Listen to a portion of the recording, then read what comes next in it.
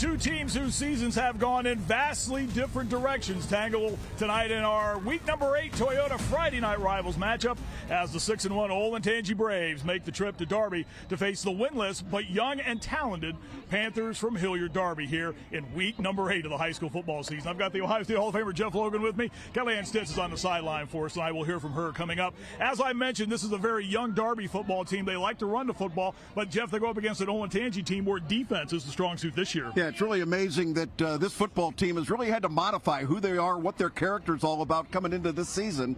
You know, life after Ethan Grunkemeyer is not easy. He's a kid over at Penn State, but they got a terrific running back in Caden Gebhardt. And let's talk about this team from Olentangy, the Wade Bartholomew brings to this game tonight.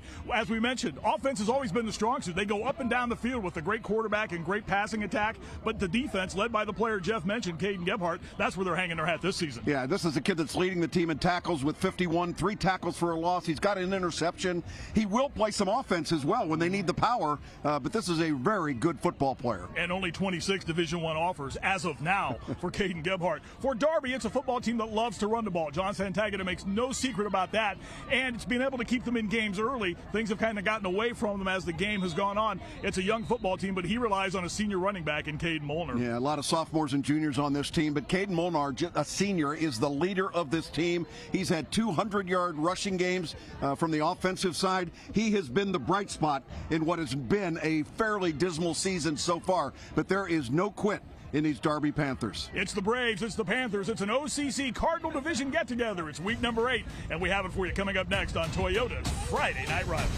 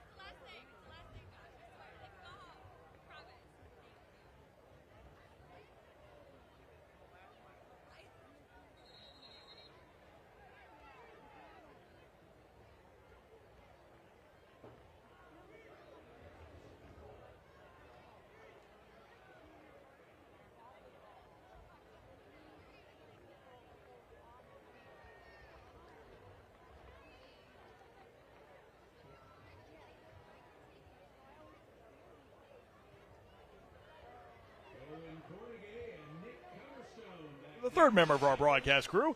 Down to the sideline we go, and here's Kellyanne Stitz. An unusual year for Hilliard Darby, their worst record in the last 2 decades, but Coach Antagata told me that nobody has accepted losing and they are not giving up. He emphasized to the team in their last practice on Thursday just how important it is to stick together and play together as one. Block out any outside noise or any negativity surrounding the program, focus on themselves, and just focus on getting better every single week. Kellyanne, thank you very much. We look forward to hearing from you throughout the evening. Jeff, is that possible to do when you're 0-7? Well, it all depends on the leadership of your seniors on your football team. And Coach Santagata told us that Caden Molnar, who we talked about at the opening, is really one of those guys that has been a verbal and a physical leader of this football team and really has not allowed anybody to get down in the dumps. Opening kick will sail into the end zone and out the end zone, the backside of. And the Hilliard Darby Panthers will come onto the field to get the football first to start tonight's game, led by a 3-year starter, 5'11", 160-pound senior Sage Keene at quarterback. This is a wing T offense, and Jeff, sometimes those are very dangerous for anybody to go against simply because of the fact it's hard to replicate that in practice. As you can see, they don't get it airborne much. He's been picked off twice and thrown the football just 82 games as we go into this 8th game of the season, but he does get some yards on the ground. But this is a hard offense to replicate in practice. No question about it. And we saw it a couple weeks ago when Grove City went up against New Albany. New Albany had that same wing T offense, and it was very difficult. And Grove City ended up losing. And a flag as we get things started here tonight. Our referee this evening is Keith Johnson. Dead ball. False start. 44 of the offense. 5 yards. First down. So that will push back the Darby offense. That was on Camden Meeman, the tight end. Sage Keene, 5'11", 160-pound senior quarterback. We touched on Caden Molnar, the 5'9", 176-pound senior, the leading rusher, just over half 1,000 yards rushing the football at 503 coming into this one. So they'll scrimmage first and 15 now as the ball's moved back 5. And the first play from scrimmage is a handoff, and there's that Olentangy defense right away showing you exactly what we talked about in the open, led by the sensational nose guard in Daniel Stevens, the 6', 280-pound junior. There's that Panthers defense that the Olentangy offense we're going to look at here in a couple of moments. They have some guys who go both ways as far as the defense and offense are concerned for this Hilliard Darby football team. Caden Molnar, also the strong safety who just had to carry that play, no gain, so it's a 2nd down and 15 call upcoming. And there's that Darby offense. And Molnar, again, the leading ball carrier, and turning the corner far side for Darby as trying to find the edge on the far side, trying to use a little bit of athletic ability to get around the edge that time for this Darby offense was Nick Coverstone, a 6'2", 185-pound running back / linebacker. There's that defense we were telling you about. They had a stretch of 3 consecutive shutouts earlier in the season. We talk a lot about Daniel Stevens and Caden Gebhardt, but watch number 45, C.J. Santa. In a recent poll of area high school football fans, he was voted as the best defensive player anybody has seen so far this year through the first 7 games of the high school football season. Yeah, a lot of these best defenders are just juniors as well, so the future looks bright for Wade Bartholomew. Keene back to throw on 3rd down and 11 and had a defender right in his face. There was Daniel Stevens again. He just blew that play up right away and came racing in to get a hand in the quarterback's face as he dropped back to throw. In on coverage that time is another one of the Division I prospects on this Olentangy defense. That was J.J. Ja, the field safety, coming over to make the play defensively, and Darby will have to punt the football away. Boy, look at the pressure coming right up the right side of your screen, and it looks like just a clean shot for Daniel Stevens to get to the quarterback. He had no option other than just to unload the football. Stevens, 6', 288. That's fire plug status right there, Marty. A lot of Division I interest in that young man. The snap bounces back to the Darby punter, Sage Keene, and the kick will give Olentangy the football. They will start in plus territory with the football, and that's what Darby did not need to have happen, a 3 and out, and give Olentangy the football in very good field position. He'll have it at the Darby 45-yard line, led by a 6'2", 201-pound junior quarterback, Luke Chilicki, who comes into the game with 605 yards passing. He has 7 touchdowns on the season, has been picked off just one time. He steps into some pretty big shoes. Jeff referenced Ethan Grunkemeyer, who is now playing at Penn State. He's a pretty good one. Chilicki as well, too. Rolls to throw on 1st down. Near side has a receiver. That's Brady Gilligan making the attempt at the catch, and the incompletion will bring up a 2nd down and 10. Gilligan, a 6', 157-pound junior. Was it fair to say he was out on an island? No question about it. Never mind. That is beautiful. There's that Olentangy. You couldn't wait, could you? No, I couldn't. There's that Olentangy offense. And again, Luke Chalingi, the quarterback, and he's a pretty good one. A lot of talented guys to throw the football to. Number 1, Jackson Wiley, if that last name's familiar. His dad is Michael Wiley, the former Ohio State running back. First play after the incompletion is a handoff into the middle.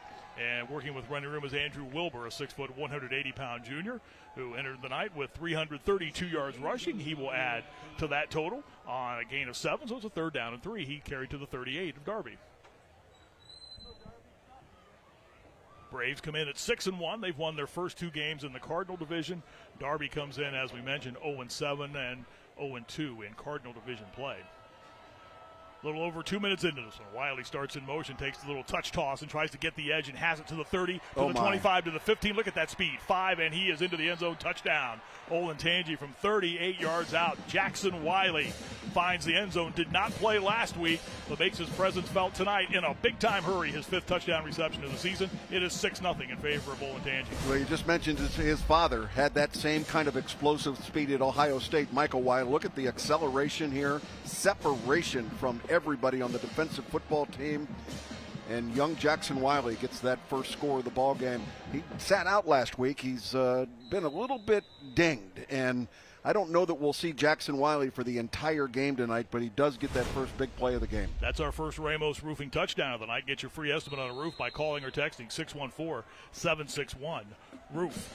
9:41 to go. The extra point attempt by Enrique James is up and good. He is 27 of 27 now on the season. Olentangy scores first on Jackson Wiley's run to the goal line and into the end zone. It's Olentangy 7, Darby nothing. This is Toyota Friday Night Rivals.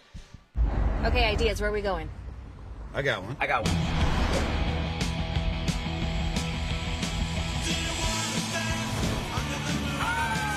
What about a comedy show? I've seen you, I've swiped on you. No. Okay? Tacos. Definitely tacos. The all-new Camry is 100% hybrid. Lease one now for $299 per month or get 4.99 APR financing. Find your vibe in the all-new, all-hybrid Camry. Toyota, let's go places. Olentangy wastes little time putting the ball in the end zone, and they lead by the score of 7-0 here in our Toyota Friday Night Rivals. And the Braves will kick the football away. Braden Williams' kick, again, will sail into and out of the end zone, so the Darby offense will come back onto the field trying to establish something for head coach John Santagata. Comes into the night in his 17th year as the head coach of this Darby program with 112 wins. They've been to the playoffs 11 times under his guidance. And I think if you're looking for a coach of a team that's winless right now that certainly has the best chance to turn things around in a hurry, it's John Santagata. There's your scoring summary. 3 plays, 45 yards. It took 46 seconds. The scoring summary brought to you by Alcohol, Drug, and Mental Health Board of Franklin County. Keene over center. Will hand off inside. And a little running room from the 20-yard line out to the 26 for the ball carrier. As going down after that carry. First touch of the night for Cohen Cornegay, a 5'8", 169-pound sophomore who has 424 yards rushing. That's a pretty good tag team tandem they have back there at the running back spot, Jeff. Not bad at all. Double team tried on Daniel Stevens again at that nose guard position, but he was able to split them and still be able to make the stop on the play. A 2nd down and 4 call upcoming for the Darby offense. Panthers in Division I, Region 2. They entered tonight 17th of the 17 teams in that region. We'll talk about the computer rankings because it is important now because we are in week number 8. There's a handoff inside and a first down gain out across the 45-yard line. That first down sponsored by Mighty Dog Roofing. And Cornegay picks up the first down, the ball out to the 35-yard line and pick up a 9. Yeah, this is really the future of the running attack for this Hilliard Darby football team. Cohen Cornegay, a sophomore, 5'8", 165, comes into tonight's game. He's had a 100-yard-plus game himself so far this season. And, Marty, I want to set the stage here for what I think Darby has to do to stay in this football game. They cannot try and run side to side. They cannot run laterally against this Olentangy defense because they just have too much speed. The quick hitters, the inside traps are the only way they're going to be able to succeed tonight. Pretty healthy resume there for Cornegay, 424 yards. And on the handoff. There was a lot of congestion around the ball that time. Sage Keene fortunate to hang on to it already. We've called Daniel Stevens' name a number of times. He was helped out by the boundary linebacker, Cole Kirshner, to make the stop. I want you to watch Lucas Jackson if we get another look at this play. He almost took the handoff. Watch on the left side of your screen. There's Lucas Jackson. He takes on the quarterback. He literally could have taken the handoff and gone in the other direction. Watch again, top of your screen. Look at the blitz. He was able to come off of the back and still make the tackle on the quarterback. Marty, he became very close to being the intended receiver of that football. All of that still managed to end up in a 1-yard gain for Darby. It's 2nd down and 9. They offset the backs and put Coverstone in motion. He takes the toss to the far side, trying to get to the edge, but there is Caden Gebhardt with his first big hit of the night. He came racing over to make the tackle. The play will gain 4 out to the 40, and Caden Gebhardt just gets better and better each time they snap the football. The 6'2", 194-pound junior, who could also be a wide receiver, according to Wade Bartholomew, if he wanted to. Watch him cover some ground here. Oh, my goodness. Look, he came up in a hurry. They just do a great job of running side to side. One of his strengths, Jeff. Yeah, one of his strengths. No question about it. I mean, he, along with C.J. Santa, Jet Cornelius, another one. How good is that name for football? Jet Cornelius. You got to be a great football player with that name. Darby does have a great deal of size on that offensive line, and that was a concern of Wade Bartholomew of Olentangy, how they will deal with that size up front. Keene on the option will toss to the near side now, and getting out across the 45 and getting another Darby first down was Jackson Huffman, a 6'2", 180-pound junior with his first carry of the night, and the Panthers drive stays alive. They get out to the 47, a pickup of 7. Yeah, one of the safeties, Omar, they call him J.J. Ja, comes up to make the play here.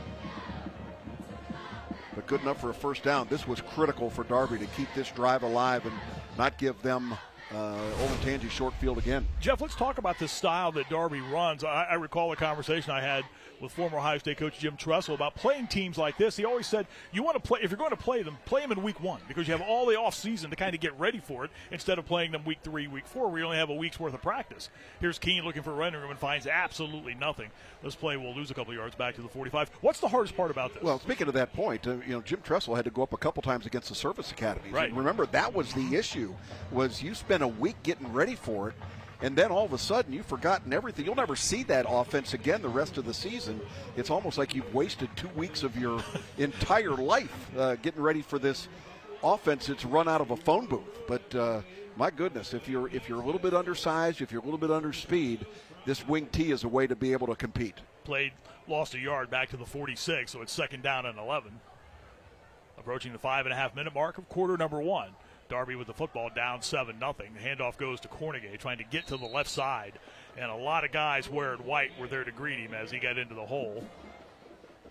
What good team tackling there, 6 or 8 guys, with the last guy getting off the pile again is that nose guard Daniel Stevens. Play gained a yard out to the 47. Good look at John Santagata and Sage Keene. One of the things that Santagata told me about Sage Keene, why he likes him at that quarterback spot, especially in this style of offense, Jeff. He said simply he makes good decisions, and when you run this kind of offense, you have to have that in your quarterback. Well, yeah, you look at a guy that's a 3-year starter at this position, you look at his passing stats are nothing to be extraordinarily proud of, but that's not why he's in there. 3rd down and 10 for Darby, and Keene will go back to throw, fires a dart to the near side. That goes off the hands of the intended receiver as Darby was trying to convert there. That was Jalen Jordan who had that pass hit him in the hands. Tonight's Keys to the Game, sponsored by Toyota. For Olentangy, well, we mentioned it a moment ago, the concern about that physicality across that front line from Darby. Wade Bartholomew saying we simply can't get pushed around up front tonight and dealing with that wing T. For Hilliard Darby, they got to stay in the game early. They can't keep Olentangy on the field, and they've got to keep the brave skill people in check. We've already seen that go against them when Jackson Wiley ran for 38 yards and a score. Better snap this time, better kick by Keene. That's going to be a first down for roughing. Right, ran into the punter, so Darby will catch a break right there. Well, they thought they had a chance at the block there. They came, 2 guys for Olentangy came free. Took good angles on the punter. Look at the play and the flag, sponsored by the United States Army. Personal foul. Roughing the kicker. Defense. 15 yards. First down.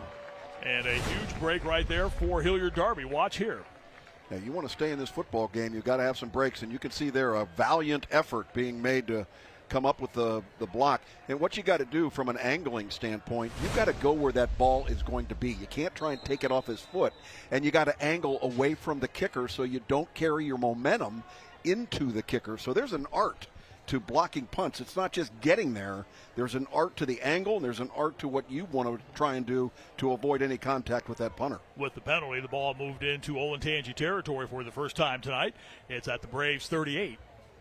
Another first down sponsored by Mighty Dog Roofing. Cornegay dances, darts, tries to accelerate into the hole, but finds again a lot of white shirts waiting for him there. Cole Kirshner, the boundary linebacker, came in to put a hat on him right away as he was trying to find something to develop in that hole, and again, just not a lot of room there. Thanks to Kroger Great Lakes Distribution Center, tonight's game is streaming live on the ABC6 YouTube channel, the ABC6 News app, and on the CWColumbus.com. You can watch us anywhere, and I do mean anywhere. Second down and 9 to play, gain a yard to the 37.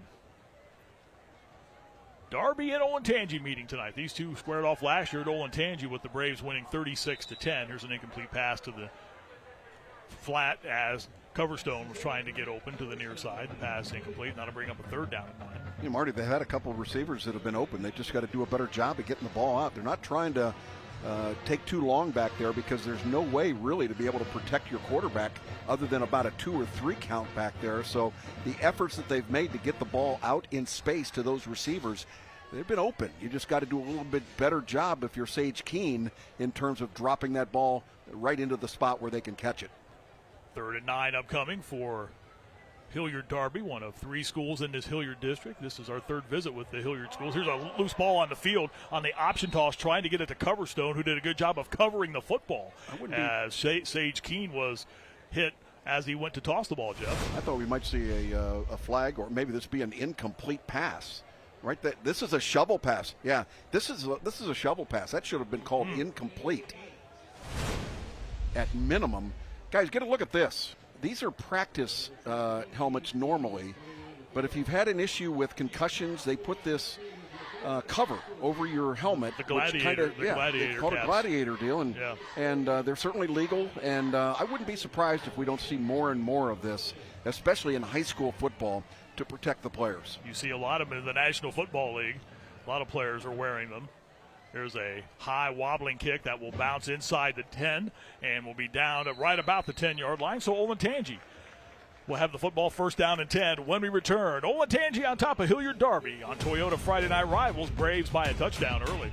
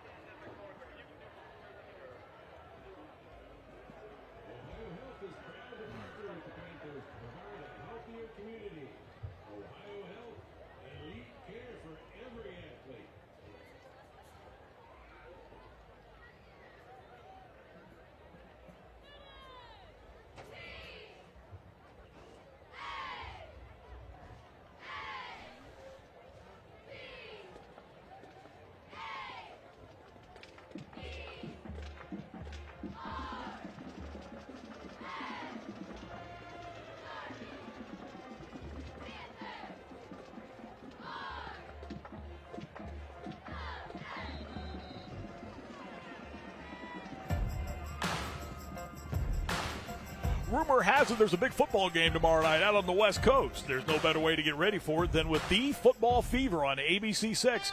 It is the perfect play to get you ready for the Buckeyes game tomorrow night at Oregon. Watch the Football Fever on ABC6 tomorrow, starting bright and early at 11 o'clock. May very well be the best football game in all of college football this season. How did I know that was coming? First down and 10. Speaking of coming to the near side, this is Andrew Wilbur getting across the 15 with a flag down. Line of scrimmage was the 10. That certainly took a while to develop, and it looks like it's in the area where they're going to get holding. This will back Olentangy up inside the 10-yard line.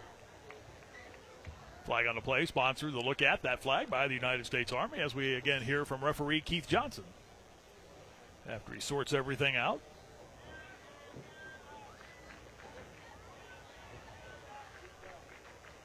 Still doing some deliberations. And I think, possibly, could be, well, yes, Keith's ready. Personal foul. Illegal blindside block. Ooh. Offense, number 14. Half the distance to the goal. First down. Sammy Ulenhake, one of the wideouts, one of the talented wideouts on this Olentangy football team. There's a good look at Jackson Wiley right there with the referee Keith Johnson running behind him. So that moves the ball back now to the 5, and it's a 1st and 15 upcoming for Olentangy. Luke Chilicki, the 6'2", 201-pound quarterback, will hand off and working to the right side, and not much running room from the 5 as the play is blown dead. Another handoff for Andrew Wilbur, 6 foot, 180-pound junior. Marty, I spoke with Wade Bartholomew before the game, and a little experiment going on here tonight with his coaching staff. His wide receiver coach, Jordan Kelly, is getting the opportunity to be the play caller for tonight's game, a way to be able to build his confidence, his resume.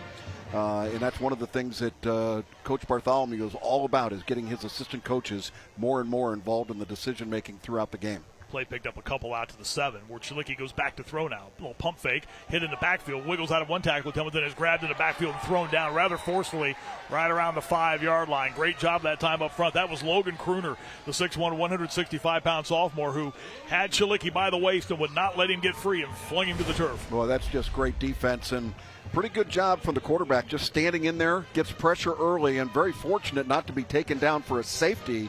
But Logan Kruner comes and finishes things off. Again, a young football player, and there is a lot of youth on this defensive side for the Darby Panthers. One of the things that certainly has John Santagata excited about what's ahead. Here's Chilicki in the end zone, rolling on 3rd down and 15, still looking in the back of the end zone. We just heave this one and almost intercepted. Heck of an attempt there by Marsalis Bell to the near side, but that ball was out of bounds. That was a pretty good catch. It really was. He was throwing the football away, but if you're going to throw it away, throw it into the stands. I mean, don't give anybody a chance to be able to put their hands on it. Again, this took a long time to develop, and you can see here trying to throw the ball out of bounds, and had he been able to get a foot in bounds, that would have gone as a pick. On to punt the football away, Cooper Tracy, averaging 36 yards a kick on his 26th attempt of the season. Very good kick here by Cooper Tracy. This will send the return man backpedaling, Caden Molnar, to the midfield stripe. Tries to come to the near side and is greeted by a trio of Olentangy defenders, and he is wrestled down after a short return on that play by the backup linebacker Riley Greslak. There is a penalty flag on the field now near where the tackle was made.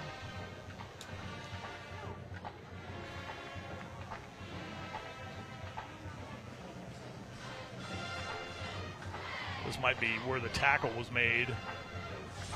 This is being sorted through right now. Again, the referee tonight is Keith Johnson. The umpire, Jesse Hines. The line judge is Jason Johnson. The back judge, William Dorsey. The center judge, Edric Wright. The line judge, James Sisler. Really a good punt that time by Cooper Tracy. A lot of good hang time. That's where you kind of outkick your coverage. Here's After the play was over, dead ball, personal foul, number 14. Dead ball, personal foul, number 9. Those penalties will offset 1st and 10, Hilliard Darby. So the ball will be right at the 50 for Hilliard Darby. You have a chance to get caught up with what's happening with your favorite high school football team later tonight as you join Kellyanne Stitz for FNR Scores on Fox 28. It's sponsored by Columbus State Community College, and it comes your way after college football on Fox 28. Kellyanne on the sidelines tonight.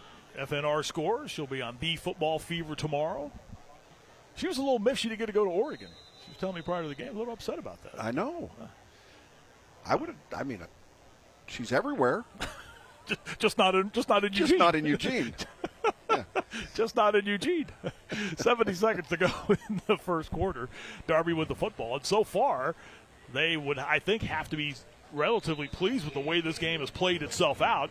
Turning inside is Sage Keene and getting a short gain. It's interesting to note, Jeff, this Hilliard Darby team, in their 7 games this year, in the first quarter, they've been outscored 42-38 in the 7 games. The remaining 3 quarters of the games, Jeff, it's 212-43. Isn't that something? Yeah. Yeah, that's where your inexperience and your depth begins to show. And, this is just one of those phases, I think, for John Santagata and his football staff, having to go through with a lot of really young football players. Last play picked up for it, 2nd down and 6, with 30 seconds left in the quarter. All kinds of movement offensively. Everyone comes set. Olentangy shows blitz. Keene tries to get through the hole. And again, there's Daniel Stevens again. This is probably the third or fourth time we've already mentioned that young man who, again, makes a big tackle right there. They'll give Keene, the line of scrimmage was the 46. They'll give Keene to the 44, although Stevens pushed him back a couple of yards after making the tackle. A lot of attention being directed at that young man, number 97, Daniel Stevens. The only knock, I guess, would be his height. But that's what are you going to do about that? Exactly. Yeah. I can make him stronger. I can coach him up, but I can't stretch him. Quarter in the books, absolutely. Here at Hilliard Darby, Olentangy is 6-1. Hilliard Darby is 0-7. Olentangy leads 7-0 after one period of play.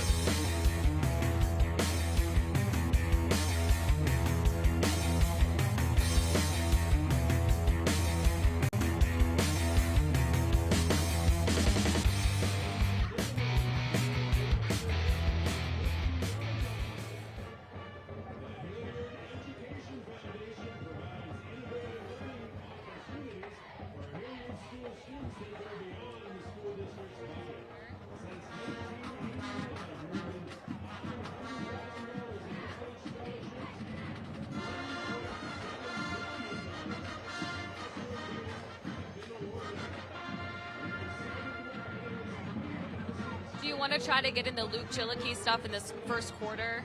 Okay.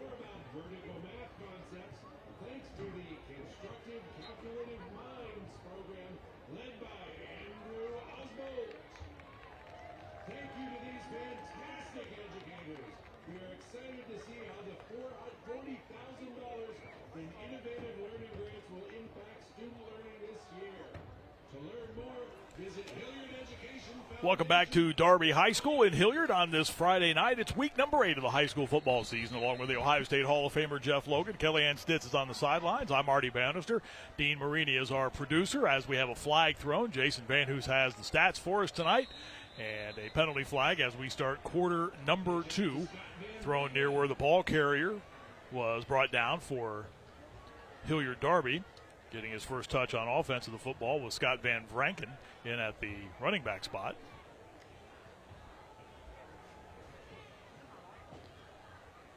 They're walking back Darby. So instead of having close to a first down there on the third down play, this is going to be third and a bunch. Offense number 50, 10 yards from the previous spot, third down. Now that's the center, Aiden Bucci, who's in there, and you can't blame him. He's having to line up against Daniel Stevens. Well, they've had to juggle some folks around that defensive, or that offensive line, rather, for Hilliard Darby due to some injuries. Tyson Keys, the right tackle. Braxton Blankenship's at right guard tonight. Jeff mentioned Aiden Bucci at center. Adam Trout at left guard, and Noah Marshall getting his first start at left tackle. Here's Keene back to throw now. Looks to the near side. This is a jump ball that is incomplete. Jet Cornelius was back on coverage as the intended receiver was Nolan Rockner, a 6'1", 180-pound senior who, coming into the game, has 9 catches, which is tops on this Darby team. Yeah, pretty good job by the Cornelius offensively trying to do the right thing to become the defender here. This ball's thrown past him, and he had to become the defender at this stage, and he did a pretty terrific job in making that happen. Jet Cornelius going back there as the cornerback on the coverage. That was 3rd and 14, so they'll punt the football. Big rush is on, and Keene gets off a good spiraling kick where a fair catch is signaled at the 21-yard line. And that's where Olentangy will come back onto the field. Down to the sidelines, and we say good evening again to Kellyanne Stitz. Hey guys, there's a lot of pink in the stadium tonight for breast cancer awareness. Of course, October is Breast Cancer Awareness Month, but it really hits home for Olentangy quarterback Luke Chillicky. He was wearing a shirt pregame, a pink shirt that had Mom in a heart written on the back. His mother, Laura, is a warrior. She beat breast cancer twice, and she recently had a scare with a brain tumor. Luckily, she had that brain tumor removed last Wednesday, and then, guys, she went into his game last Friday. She says that He says that she is his biggest inspiration. She is the toughest person he knows. He looks up to her. She played Division I softball and rarely misses a game. Guys. Killian, thank you. What a great story right there. And boy, Mom, warrior, that's an understatement, I think, right there. It looked like all the players had some sort of pink something going on out there, too, in support of their junior quarterback, Luke Chilicki, and his mom. And great story down there, Kellyanne. Gain of a couple, 2nd down and 8 out to the 23. Also a standout pitcher on the Olentangy baseball program, Luke Chilicki, has been the ace of the pitching staff since his freshman year. We had a good discussion with Wade Bartholomew prior to the game about that. We'll tell you more after this 2nd down and 8 play. Wiley comes set in the backfield, and Chilicki will throw near side. Whoa, what a catch. Jeremiah Smith, is he here tonight? This is Jackson Wiley breaking out across the 40, 45-yard line and brought down near the midfield stripe. A one-handed grab by Jackson Wiley. Oh, my goodness. But there is another flag down. Watch this catch. This is exceptional. You know, these kids are so good at doing this. They practice it all the time. Reaches back with the right hand and just one-hands it, brings it inside. Nearly takes this the distance, but there's going to be a holding call against Olentangy. Going to bring this thing back. You think this kid has a future in football? I mean, how silly is that? My goodness. He just reached up. He had Velcro on his hand when he snagged that football. That was a tremendous catch right there. Unfortunately, it goes for naught. Offense, number 13, 10 yards from the previous spot. 2nd down. Entered the night with 30 catches, has 31 now with that touchdown catch on the little touch pass in the first quarter. Boy, Olentangy struggled a little bit with their wideouts being involved in blocking downfield.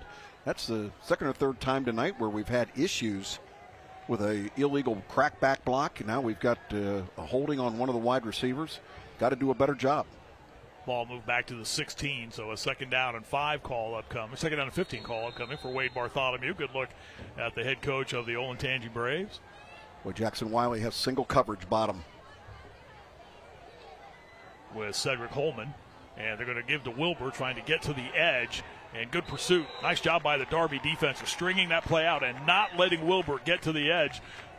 Logan Crooner led the charge over there for the Darby defense.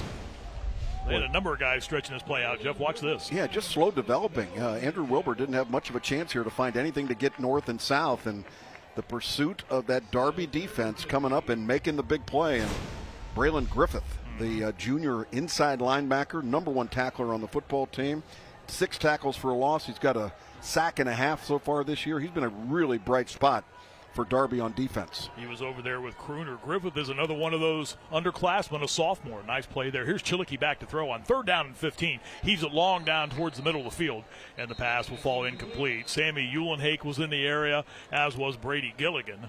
But there's another penalty flag down back at the 9-yard line. Is this week 1 or week 8? Holding. Offense, number 78. That penalty's been declined. It's 4th down. That was the left tackle, a guy who has a very bright future, according to Wade Bartholomew. Luke Grover, the 6'6", 272-pound junior. It will be, though, a 4th down. The penalty's declined after the incompletion, so Cooper Tracy back on to punt the football away from his own 16-yard line. Punt will take a couple of rolls. Molnar will, or Cornegay rather, will roll out of the, get out of the way of that rolling punt, and that's where Darby will come back onto the field. 9:26 to go here, quarter number 2. The script keeping Darby in the game right now. They have to be happy the way things have played out so far. They're only down 7-0 on our Toyota Friday Night Rivals. Get out there and hit the trails. Get to the cabin. Get out and play. Get out there and have some fun in a new Toyota truck. Like the dominatingly powerful new Tundra, which can tow up to 12,000 pounds and deliver the best resale value in its class. Now you can get a new Tundra with 1.99 APR financing, $2,000 customer cash, or a low $449 a month lease. Plus 2 years, no-cost maintenance. Nobody builds trucks better than Toyota. Let's go places. 37-yard punt has Darby set up in good field position on the first play from scrimmage. They'll get the ball into Olentangy territory just across the midfield stripe as Cornegay gets the carry to the 48. One of the things that John Santagata talked about using Molnar and Cornegay in the backfield, they've had to move Molnar over to the defensive side of the football to kind of shore up that area. But I found it interesting, Jeff, that John Santagata said as the weather starts to cool, we're not afraid to run Molnar back over to offense a little more now. Yeah, a little bit more reps when you don't worry about 80, 90-degree evenings. Second down and 7 call. They toss to the near side. This is Coverstone trying to get to the edge, and it's thrown down. There's Caden Gebhardt leading the way. J.J. Ja over there to help out on the pursuit for the Olentangy defense. Play carries to the Braves' 46-yard line. So they'll bring up a third down call. Coverstone doing all he could to get to the corner, but J.J. Ja and Caden Gebhardt would not allow him to do so. So third down and 4, 8:20 to go, quarter number 2. I said went to the break only down 7-0. I don't want that to sound facetious or anything, but, I mean, when you're 0-7 against a 6-1 football team, you're still in the game right now. Absolutely. Got to feel proud of the way these guys have hung in there. They have a slot. Oh. And this is Cornegate bouncing off the congestion, but then being knocked down for a loss as the Olentangy defense had that one snuffed out. The boundary safety and punter Cooper Tracy was in to make the stop. In fact, Brennan Hoy, who's also one of those defensive linemen, gets in there with the initial hit, and it's just the penetration, the disruptiveness, if you will, of that defensive line is something special. Now, Darby's had a little bit of difficulty with the punting in terms of protecting the punter. They had a roughing the kicker. You can't rely on that all the way throughout the game, but they've got to do a better job of blocking. 47-yard line of Olentangy is where Keene will get the kickoff, and this will be fielded at the 16, a 31-yard kick. And Sammy Uhlenhake with the short return. In fact, he'll be just a couple of yards, maybe 3, perhaps 4, depending on where they will spot this football. And the Olentangy offense will come back onto the field. Coming up at halftime, yes, they are back. Your favorite furry mascot friends compete in the one and only. It's the Mascot Challenge, and it's sponsored by Safe Light Auto Glass. Marty, you alluded to the fact that this Panther football team is 17th in their region of 16 teams. There is a formula for them to get in the playoffs. Mm-hmm. But talk about the Olentangy situation a little bit, because I think this is real interesting. Right now, they are 6-1 coming into this game, but they are 12th in their region. Now, you would think 6-1 would get you top 4. Here's Chilicki to throw. We'll carry on in a moment as Uhlenhake tries to carry on for a first down, but he'll get precious few yards here. Line of scrimmage again was the 20, and Chilicki and Uhlenhake combined. That play will not gain anything, but Olentangy 6-1 right now, but they're 12th in their computer region. 12th because the 6 teams they have beaten coming into this game are a combined 7-31 entering tonight's play. So they've already played 3 winless teams. They're playing. Well, this is the 3rd winless team they played, Hilliard Darby. And you look at their remaining schedule. They have their rivalry game, Olentangy-Berlin, the final game of the regular season. They're 5-2. Next week they take on 3-4 Jerome. So there's not a lot of room to get some points. If they win tonight, they don't get a lot out of this. I mean, you're looking at a team that could go 9-1, maybe 8-2, and have to play on the road. Have to go on the road the first week. It's just amazing. And again, you can't control your schedule. Your league, your division is what it is. Mm-hmm. But it's just the way that the computer rankings work. The first game of the year, they went up against Liberty, and Liberty's had a terrific season so far. They lost that game. What was it, 28-0? 28-0. And had they been able to win that game, they probably would be 2nd or 3rd in their region. Chilicki out of the shotgun to throw, sets up a little inside screen. Good catch by Wilbur. Looks for some running room across the 30, has the first down, breaks out of a tackle out near the 40, still on the roll, and will be dropped at the 45-yard line to pick up a 22. Well-designed play right there by the Olentangy offense, and they get a first down. Yeah, now look, Olentangy's going to try and go fast now. And to pick things up, as I mentioned to you, new offensive coordinator calling plays tonight. Jordan Kelly, the wide receivers coach, and there's a fumbled snap back to the quarterback, and he takes a knee. Chilicki quickly down to a knee after that snap sailed high. That's the risk of going fast sometimes. Fans love it when you get that up-tempo stuff, but again, that ball was not a bad snap. That's just concentration by the quarterback. Luke Chilicki needs to do a better job maybe looking that ball in. Another interesting point when we were talking to Wade Bartholomew about the game, about that young man right there, Wade Chilicki. We mentioned his success on the mound as a baseball pitcher. He'll drop back to throw on 2nd and 19 and heave it near side, and has Trace Newsom who makes the catch. Line of scrimmage again was the 36. This will not gain much. That ball was in the air a long time, and this may only end up gaining about 3 yards. It does out to the 39. But Chilicki is as we mentioned, an ace on the Olentangy baseball team, and that's one of the things that Wade Bartholomew said really helps him at quarterback. Because as a pitcher, you have to have a short memory. As a quarterback, you have to have a short memory when you throw an incomplete pass or have one knocked down at the line of scrimmage. No, mechanically, they're two different sports altogether for a quarterback. You don't throw the football the same way you throw a baseball, but the attitude of being the leader on that football team, being the pitcher on the mound is very much the same. They're down at 15. Olentangy needs to get to the Darby 45. With a clean pocket, Chilicki will throw, zips it over the middle, and has a receiver across the 45 of Darby. And picking up the first down was Sammy Ulenhaig. And Ulenhaig brought down at the Darby 43. It's a first down, and Olentangy again trying to get up tempo, a pickup of 18. Yeah, Ulenhaig's a guy that is a big play weapon for the Braves and comes right over the middle, finds a spot in the zone, is able to come up with the first down and a timeout on the field. John Santagata, I think, trying to stop the momentum right now with this timeout with 4:08 to go here in this first half. And again, Olentangy on top by the score of 7-0. We will return shortly. It's Toyota Friday Night Rivals, week number 8. We're in the OCC Cardinal Division tonight.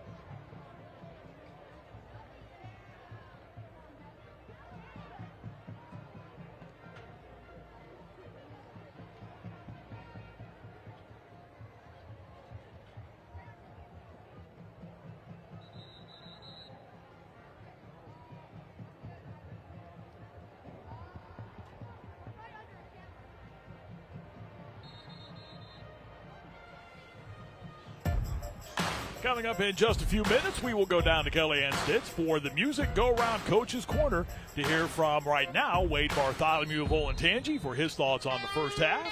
And again, that's our Coach's Corner segment brought to you by our friends at Music Go Round. Jeff, during the break, I heard from a friend of mine who I've called a lot of baseball games with over the years, a guy who is very fond of you, as we'll talk in a moment, as the handoff goes to Andrew Wilbur, and he is bent backwards back near the midfield stripe and shoved down, and a little extracurricular activity going on right there, and some pushing and shoving, some pleasantries being exchanged amongst the players right there. Our friend Brian Menino, who went into the Hall of Fame with you last week. What a gentleman. Heard from Brian? Terrific guy. And absolutely. Absolutely committed to the game of baseball as well, does a lot of training and working with young people, trying to improve their skills in the game of baseball, and couldn't be a happier guy to be around. He was terrific. And speaking of congratulations. Hey, look at that. My friend, I'm really proud of everybody. Thank you. Good job. Thank you, my friend. Going into the Hall of Fame at the Ohio State University, that Athletic Hall of Fame. And if you haven't noticed, there are some names in that. Here's Jackson Wiley to the 40, to the 35, and manages to scoot his way for a first down. A little extra effort right there as he got across the 35. We mentioning Brian Menino in that Hall of Fame, but there are some names in there of some pretty good athletes. Well, you're right there with him, Chief. Yeah, Braxton Miller was another name that obviously belongs in the Hall of Fame, and the guy that I tried to stay as far away from as I could, Greg Oden. A little bit of a height difference there. Yeah, well, I felt that if I got close to him, I would look like Simone Biles. And I wanted no part of that at all. But what a down-to-earth guy he was, too. I hadn't met Greg Oden before, didn't know anything about him other than, his career at Ohio State, which was a one-and-done. But he has continued to come back and support Ohio State athletics in a great way. Now, he was coaching with Thad Matta over at Butler, and has moved on now and looking at different opportunities for himself as you look at Luke Chilicki trying to get the play call in. I would give real money to see you on a pommel horse. Ball's at the 31-yard line, second down and 10. No, the girls don't do pommel horse now. Come on now. Chilicki will play fake, again, with room in the pocket now. Flushed out, rolls, still rolling. Run. We'll just tuck the football and scoot ahead. There's a flag down back behind the play. Usually when this happens, it's either a hold or a legal receiver downfield. The play starts to develop. It is against the offense, and it is a holding call, so that'll push them back. Man, very frustrating because that happened well away from where the quarterback was. Just, plays that take that long. You have your offensive lineman up there working so long. Offense number 71, 10 yards from the previous spot, second down. Look at the penalty sponsored by the United States Army. So Olentangy with the football back to the 36-yard line. That's Kyle Davis, the 6', 268-pound senior right tackle. Yeah, this is certainly not as clean a game as Wade Bartholomew would have wanted for his football team. Trying to improve here in Week 8, going up against an opponent that hasn't won a game, and yet they are right in the thick of things here in quarter number 2. Wiley starts in motion now, returns to the far side where there are 3 wides for Chilicki with a rush on little middle screen, and this is Jackson Wiley dropped almost immediately. Great job that time defensively. Braylon Griffith, that sophomore middle linebacker, was able to come right in and grab Wiley, not allow him to turn the Jets on there and start upfield. Yeah, really good execution. Watch Chilicki here. He's looking him off, looking down the right side, and then coming back to the left, and there's that little bubble screen to come in and over the middle, but perfectly diagnosed defensively by Braylon Griffith. Again, just a junior linebacker over there, 6'1", 185. Third down and 20 for the Olentangy offense. They're going to run the football. This is Andrew Wilbur working his way from middle field across the 30. He'll be brought down still shy of the first down. He got to the 29. They needed to get to the Darby 21, so this will bring up a 4th down call. Let's see what Wade Bartholomew thinks here. They're keeping the tempo going and leaving the offense on the field on 4th and 7. Timeout by Darby. How about that? That stops the clock with 1:09 to go in half number 1. Watch Wilbur tiptoe his way through the middle of this Darby defense. Yeah, that's the kind of running that we expected to see out of this young man, averaging 5 yards a carry, 5 touchdowns on the season so far for this young man. And he shares the duties with a lot of other guys in that backfield.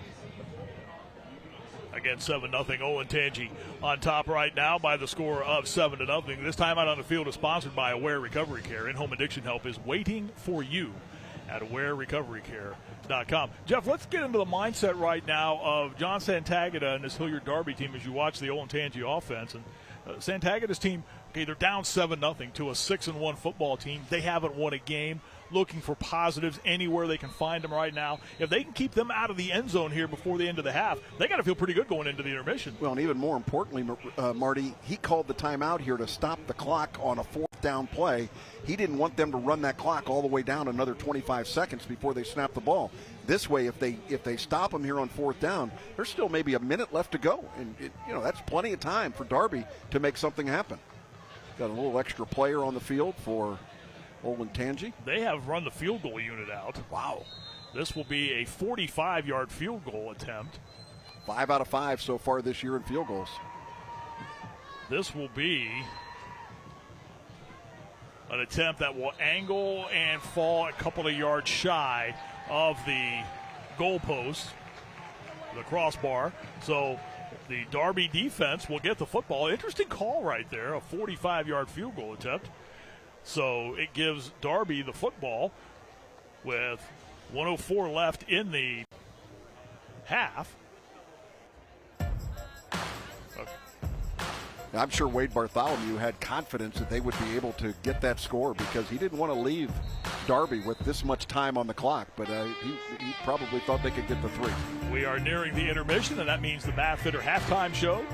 You'll have a chance to discover how teachers from Olentangy and Darby high schools are helping students expand their skills and inspire greatness. Scores from around Central Ohio all coming your way at the intermission on the Bath Fitter halftime show. Keene is dropped right in the middle of the field after a short gain and gets up rather slowly. Looks like he's all right, though. Yeah. He started to get up somewhat slowly. Now heads over to John Santagata for the play. Sage Keene yet to complete a pass tonight, Marty. 0 for 4 throwing the ball. Came into the game 35 of 82. Yeah, that's only 40%. Clock rolling, 30 seconds left in the half.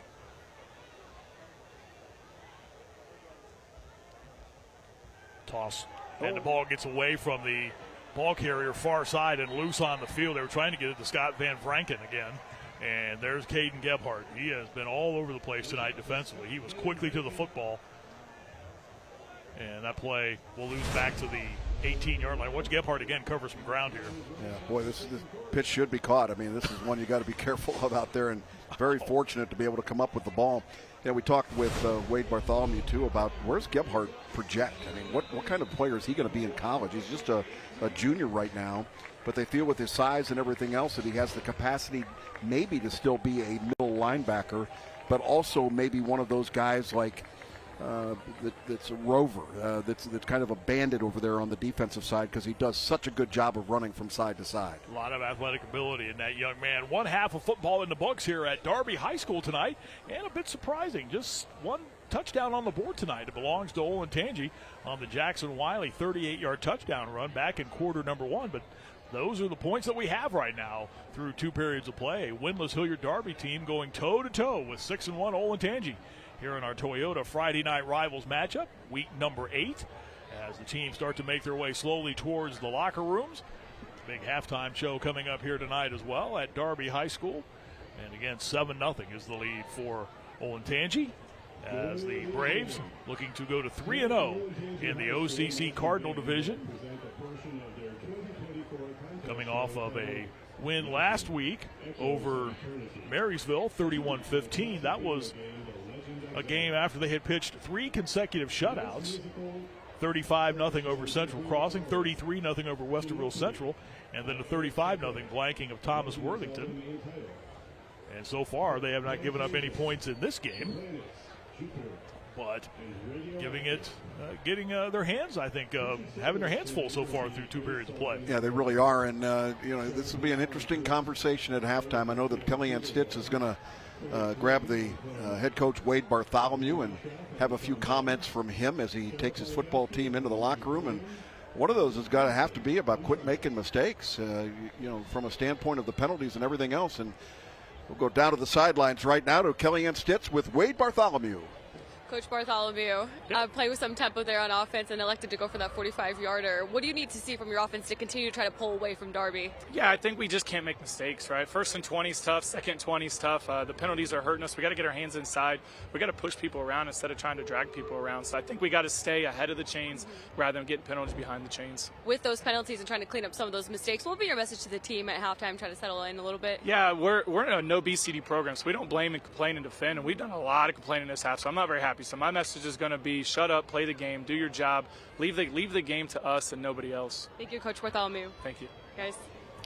Gotta like that. My kind of coach. Yeah, absolutely. Gotta like that. All right, at the half, it is 7-0. Olentangy on top of Hilliard Darby at the intermission. Kellyanne Stitz on our halftime show coming up next. Olentangy and Hilliard Darby meet in week number 8, and a bit of a surprising score at the break, 7-0. Olentangy on top on Toyota's Friday Night Rivals.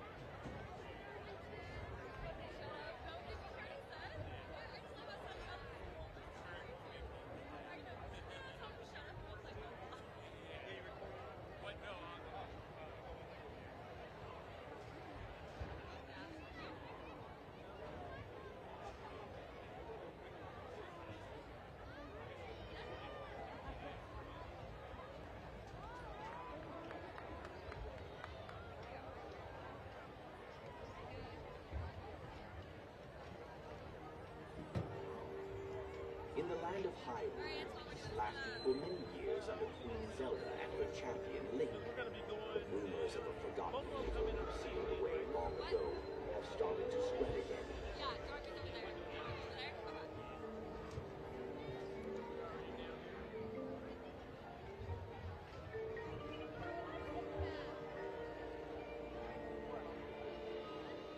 This evil, once defeated by a hero and a wise princess, threatens to return. As dark signs trouble Hyrule, Link and Zelda set out on a journey to discover the truth and stop the coming danger.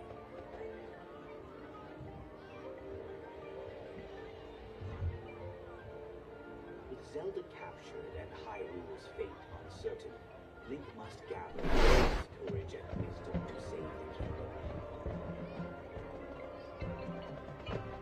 Rise, Legend of Hyrule.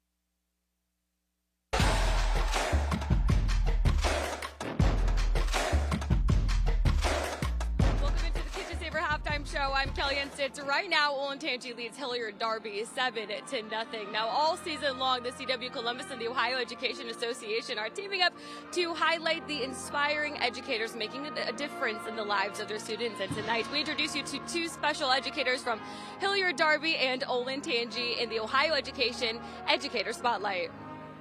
The Ohio Education Association and the CW Columbus are putting the spotlight on these exceptional teachers here in Columbus, celebrating Spanish teacher Amy Curtis Cast from Hilliard Darby and English teacher Micah Conley of Olentangy. Amy has taken her role as a Spanish teacher to an entirely different level. She takes the time to build valuable relationships with all students, but most importantly, those that speak Spanish as a first language. My favorite part of the job is always the students. I especially love my job now because I get to work with so many of our Hispanic students and our English language learners. So I start my day just with students that are learning English, and that is always my favorite part of the job. Micah serves his community as a dedicated English teacher and varsity girls golf coach. He works with his students to help them reach their potential and is a valued member of the Olentangy staff. I really try to challenge them and to recognize that your story has meaning and it has purpose. You can use that to influence others in a positive way. Congratulations to these outstanding educators for all of the hard work they do for the future of Ohio. Go Braves!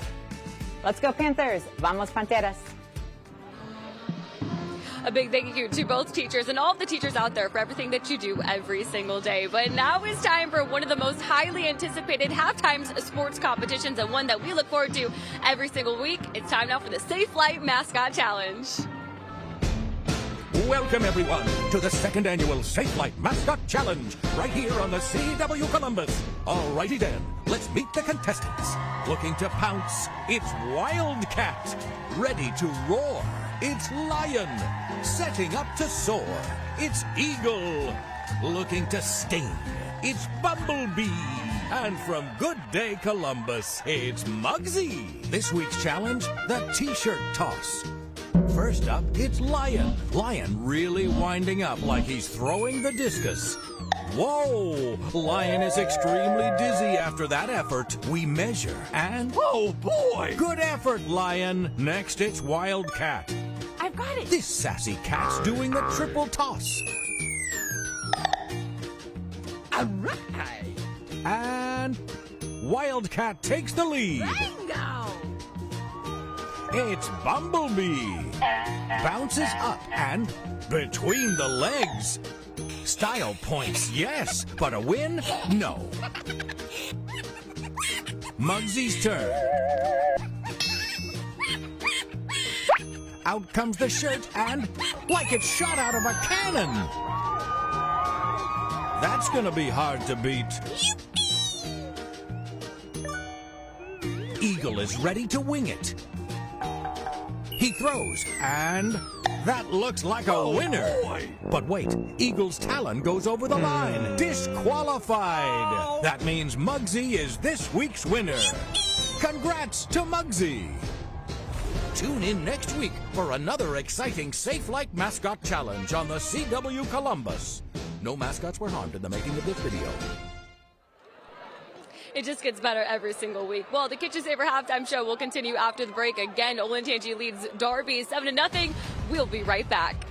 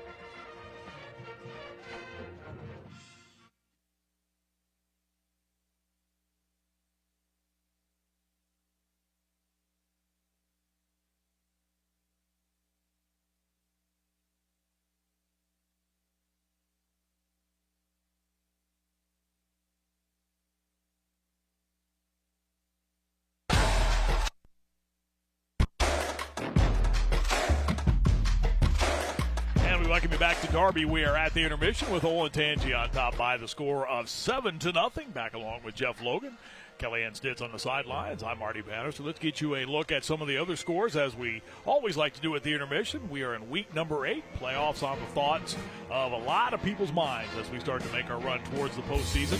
City League matchup tonight. East and Beechcroft are scoreless as they play in quarter number 1 of that matchup in the Columbus City League. Another City League matchup, good old East Side get-together between Walnut Ridge and Eastmore Academy. The Scots on top of the Warriors 20-0 as that game reaches the intermission.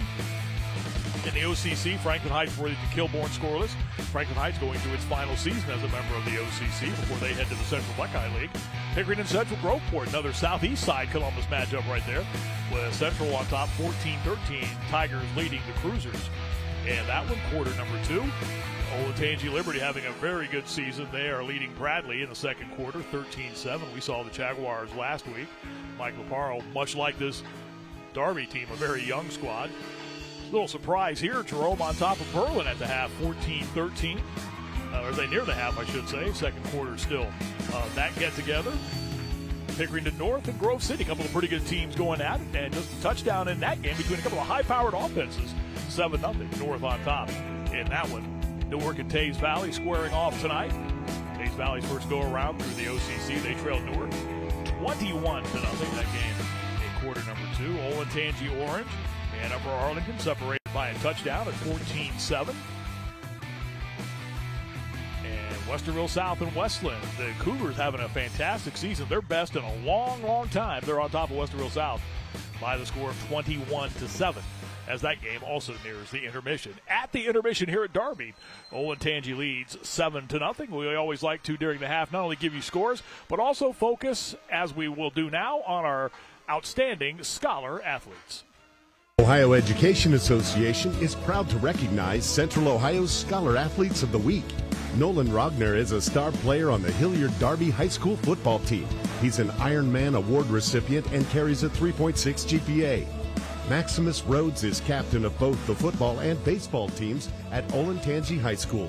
He's a member of the National Honor Society and has a 3.7 GPA. Congratulations to these outstanding Ohio Education Association scholar athletes. And we echo those congratulations. At the half, Olentangy 7, Hilliard Darby nothing. Highlights still to come here at the intermission on Toyota's Friday Night Rivals.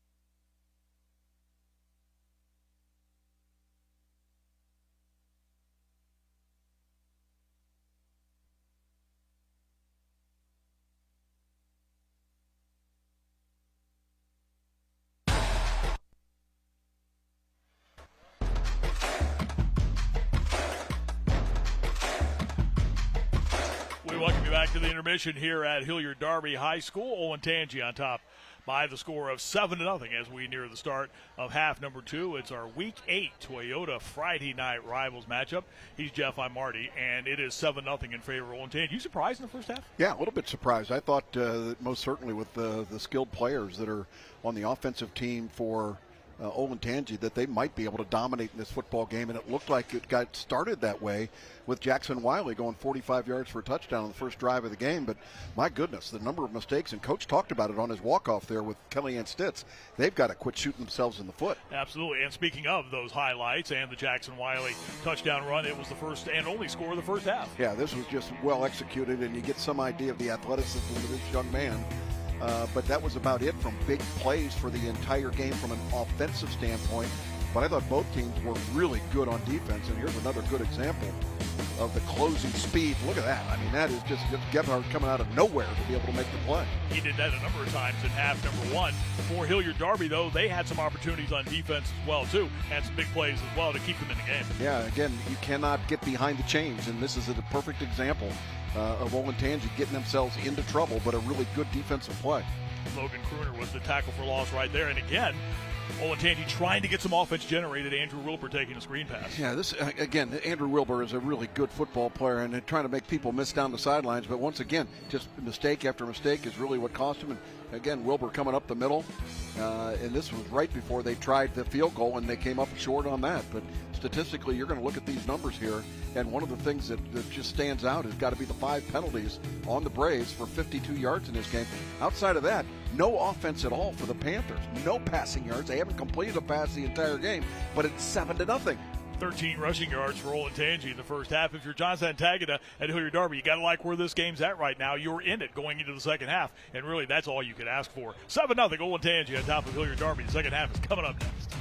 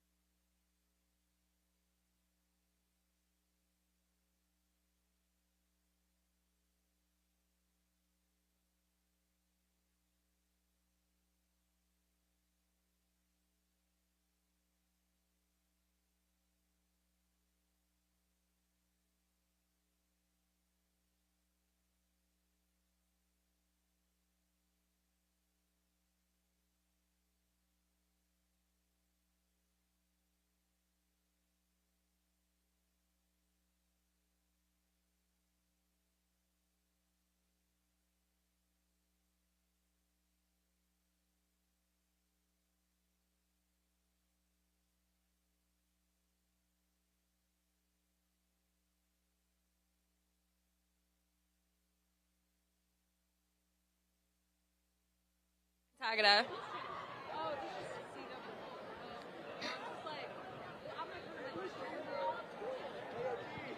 Okay. Coach Santagata, only down 7, still very much a game. What was your message to the team at halftime? Just keep playing hard. I thought our defense is doing a nice job. They got so many athletes out there, and our guys are playing hard. We're making tackles. We can't allow these guys to rip off long runs. When we grab them, we got to bring them to the ground. Defense holding Olentangy to 7, but what do you need to do on offense to break through their defense? Yeah, they're pretty talented over there, so we just got to establish drives. Pick up 3 yards, pick up 4 yards. It's the one drive we sort of had. We had a penalty. We would have went for that. It was 4th and 1. Those are the things we need to get going and keep going, get first downs. Thank you, Coach Santagata. Thank you. Guys.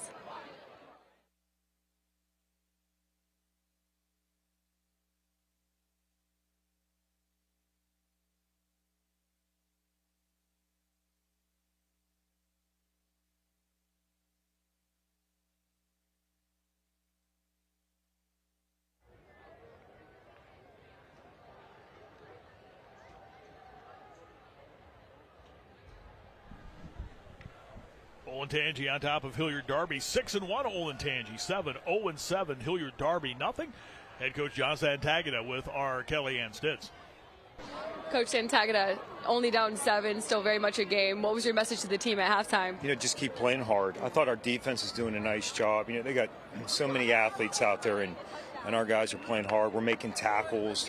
We can't allow these guys to rip off long runs. When we grab them, we got to bring them to the ground. Defense holding Olentangy to 7, but what do you need to do on offense to break through their defense? Yeah, they're pretty talented over there, so we just got to establish drives.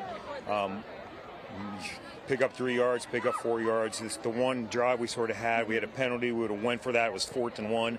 Those are the things we need to get going and keep going, get first downs. Thank you, Coach Santagata. Thank you. Guys. Kellyanne, thank you very much. I thought some interesting words there by John Santagata as he gets his club ready for half number 2. They've got to generate some offense to get a chance to win this football game tonight. The Olentangy High School Marching Band put on quite a show during the intermission. This look at their performance is sponsored by Music Go Round. Check out their locations at 2630 Bethel Road and inside the Stone Ridge Plaza in Gahanna.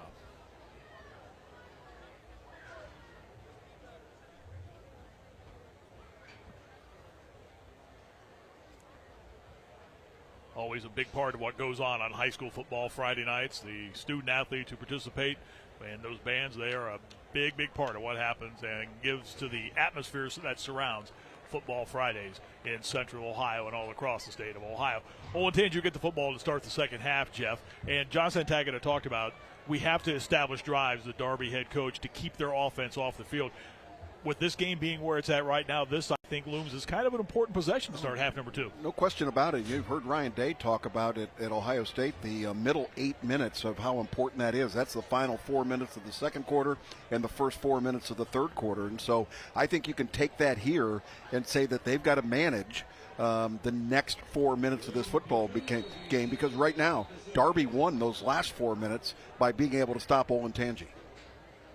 Kick the football away for Darby is Graydon Petrino, and this kick will be returned. This is Jackson Wiley getting to the 25, far side 30, and is escorted out of bounds in front of his bench on the far side by Scott Van Branken over there for Hilliard Darby. We talked about Darby, the way they have played games this season. After one quarter, they were in every game. You look at their scores this season. Against the 7-0 Anthony Wayne team, they were down 14-6 at the half. Against Bradley, they were tied at 7 into the first quarter. Against 6-1 Olentangy Orange, they led 3-0 after the first quarter.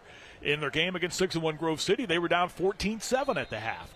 Last week against Dublin Jerome, they were tied at 14-all at the half. Yeah, but that stat you shared after the first quarter of play, they have just not had the capacity, and there's a botched snap again. Wow.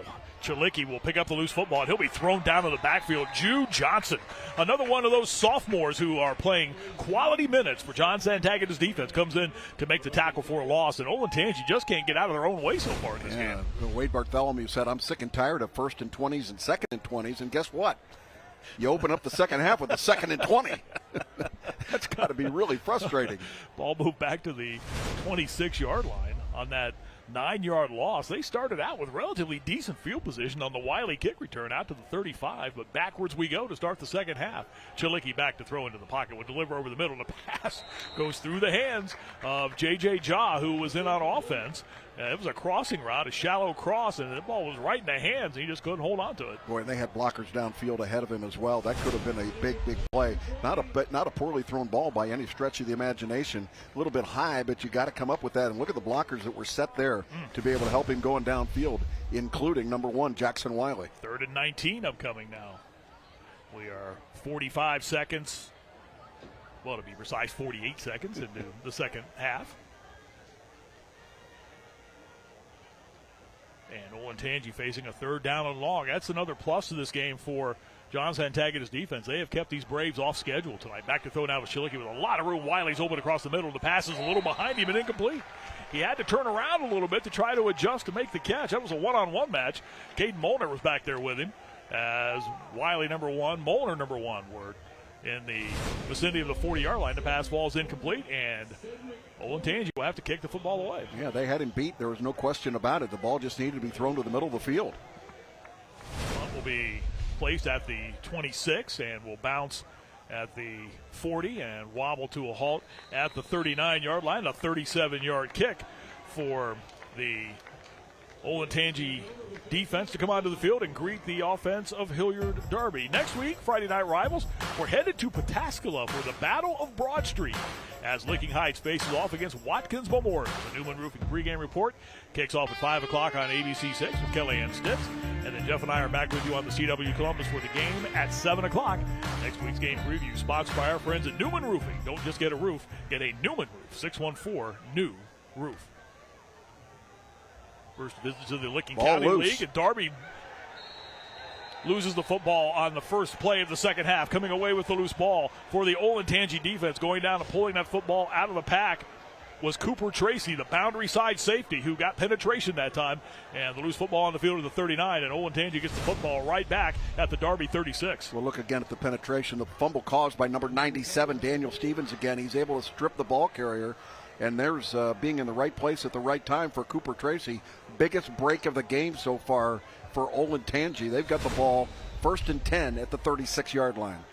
Usually it's things like that, or in some games that are played close to the chest like this one, that kind of burst things wide open. But Andrew Wilbur finds no running room whatsoever as he tried to turn the edge. Braylon Griffith, who's had a big night, that linebacker position for Hilliard Darby, comes up to make the stop. Play will gain a yard to the 35. Yeah, good assist there also by Levi Keys, playing that outside linebacker position.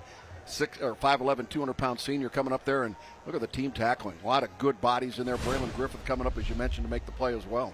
Second down and 9 for Olentangy. The Braves averaged 201 yards of total offense. That number certainly down from what they've done in past years. Chilicki to throw near side. Wiley makes the catch and then gets knocked completely off his feet. Look at the hit right there. Racing up was Cedric Holman to come up and knock Wiley completely off his cleats at the 40-yard line, a loss of 5. Well, just holding on to the football was miraculous out there. This is one where you just leave your receiver out to dry. Perfect read by the defense and a very clean hit. No helmet to helmet, no targeting on this play at all. That's just an excellent job by the defensive football team, and for Jackson Wiley to hold on to the ball. The 5'11", 175-pound sophomore, Cedric Holman. 2nd and 14 as Chilicki goes back to throw from the Darby insignia. Tries to lob it back to the near side, and Wilbur tries to do his Jackson Wiley impression to catch it with one hand and couldn't do so. Ball falls incomplete, and just like that, the Olentangy offense will have to give the football back to Darby. That's just a wasted opportunity for this football team. Your defense gets the big turnover, you get the short field, and you get nothing out of it. -4 yards on those 3 tries. Cooper Tracy on to punt the football away. Molnar standing back at his 11. Very high kick, almost a knuckleball style. Takes a good bounce inside the 10-yard line, and it will continue to wobble and finally roll to a halt inside the 5 at the 3. These two teams continue to slug it out here. We go into the third quarter, 9:19 to go in this third period. Olentangy still a touchdown advantage over Hilliard Darby on Toyota Friday Night Rivals. Get out there and get away. Hit the trails and take it off-road. Get out there and have some fun in a new Toyota truck. Like the trail-dominating Toyota Tacoma. The best-selling truck in its class for the past 19 years. You want to know how they stay #1? You give Tacoma a more advanced powertrain. This hybrid iForce Max delivers 326 horsepower. Now you can lease a new Tacoma from just $319 a month and get 2 years no-cost maintenance included. Nobody builds trucks better than Toyota. Let's go places. Darby with the football, 1st down and 10 from their own 3-yard line, and the handoff will go inside. And this is Cornegay out across the 15-yard line, and is finally wrestled down near the 20, a 1st down gain for Cornegay. Ball was at the 4, and he gets out to the 19 to pick up a 15 and a 1st down. Yeah, by far their biggest offensive gain of the evening here, and good execution by that offensive line. A little blitz situation coming from Olentangy, and they got caught going in the wrong gap. And a great opportunity there to get the ball out to about the 20-yard line, 1st and goal, or 1st and 10. Cornegay entered the night 424 yards rushing, 3 touchdowns. Darby as a team 190 yards per game on the ground entering tonight. And they have yet to complete a pass in this game.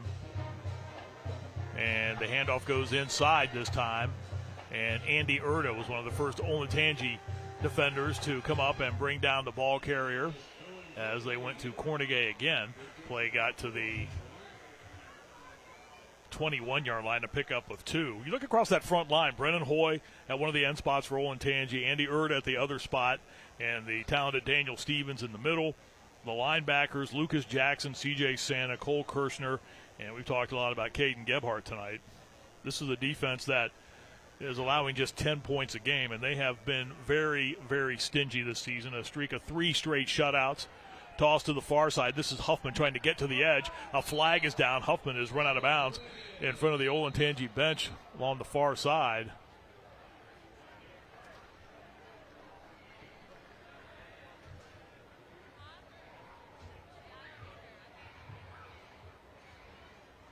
In fact, that was Cornegay, the ball carrier that time. 6, not 8.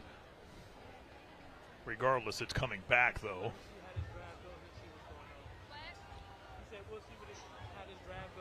Holding. Offense, number 43. Yards from the spot of the foul. 2nd down. So that moves the ball back to the 14-yard line or the 13. The angle. It will be the 14-yard line. So a 2nd down upcoming for Darby. They need to get out to the 29-yard line. Ooh, and there's a mess right from the get-go. Looked like there was movement on the offensive line, and that's going to back up Darby even further. False start. 6 of the offense. 5 yards. 2nd down. Boy, the self-inflicted wounds on both sides, Marty, have been major tonight. That'll move the ball back to the 9.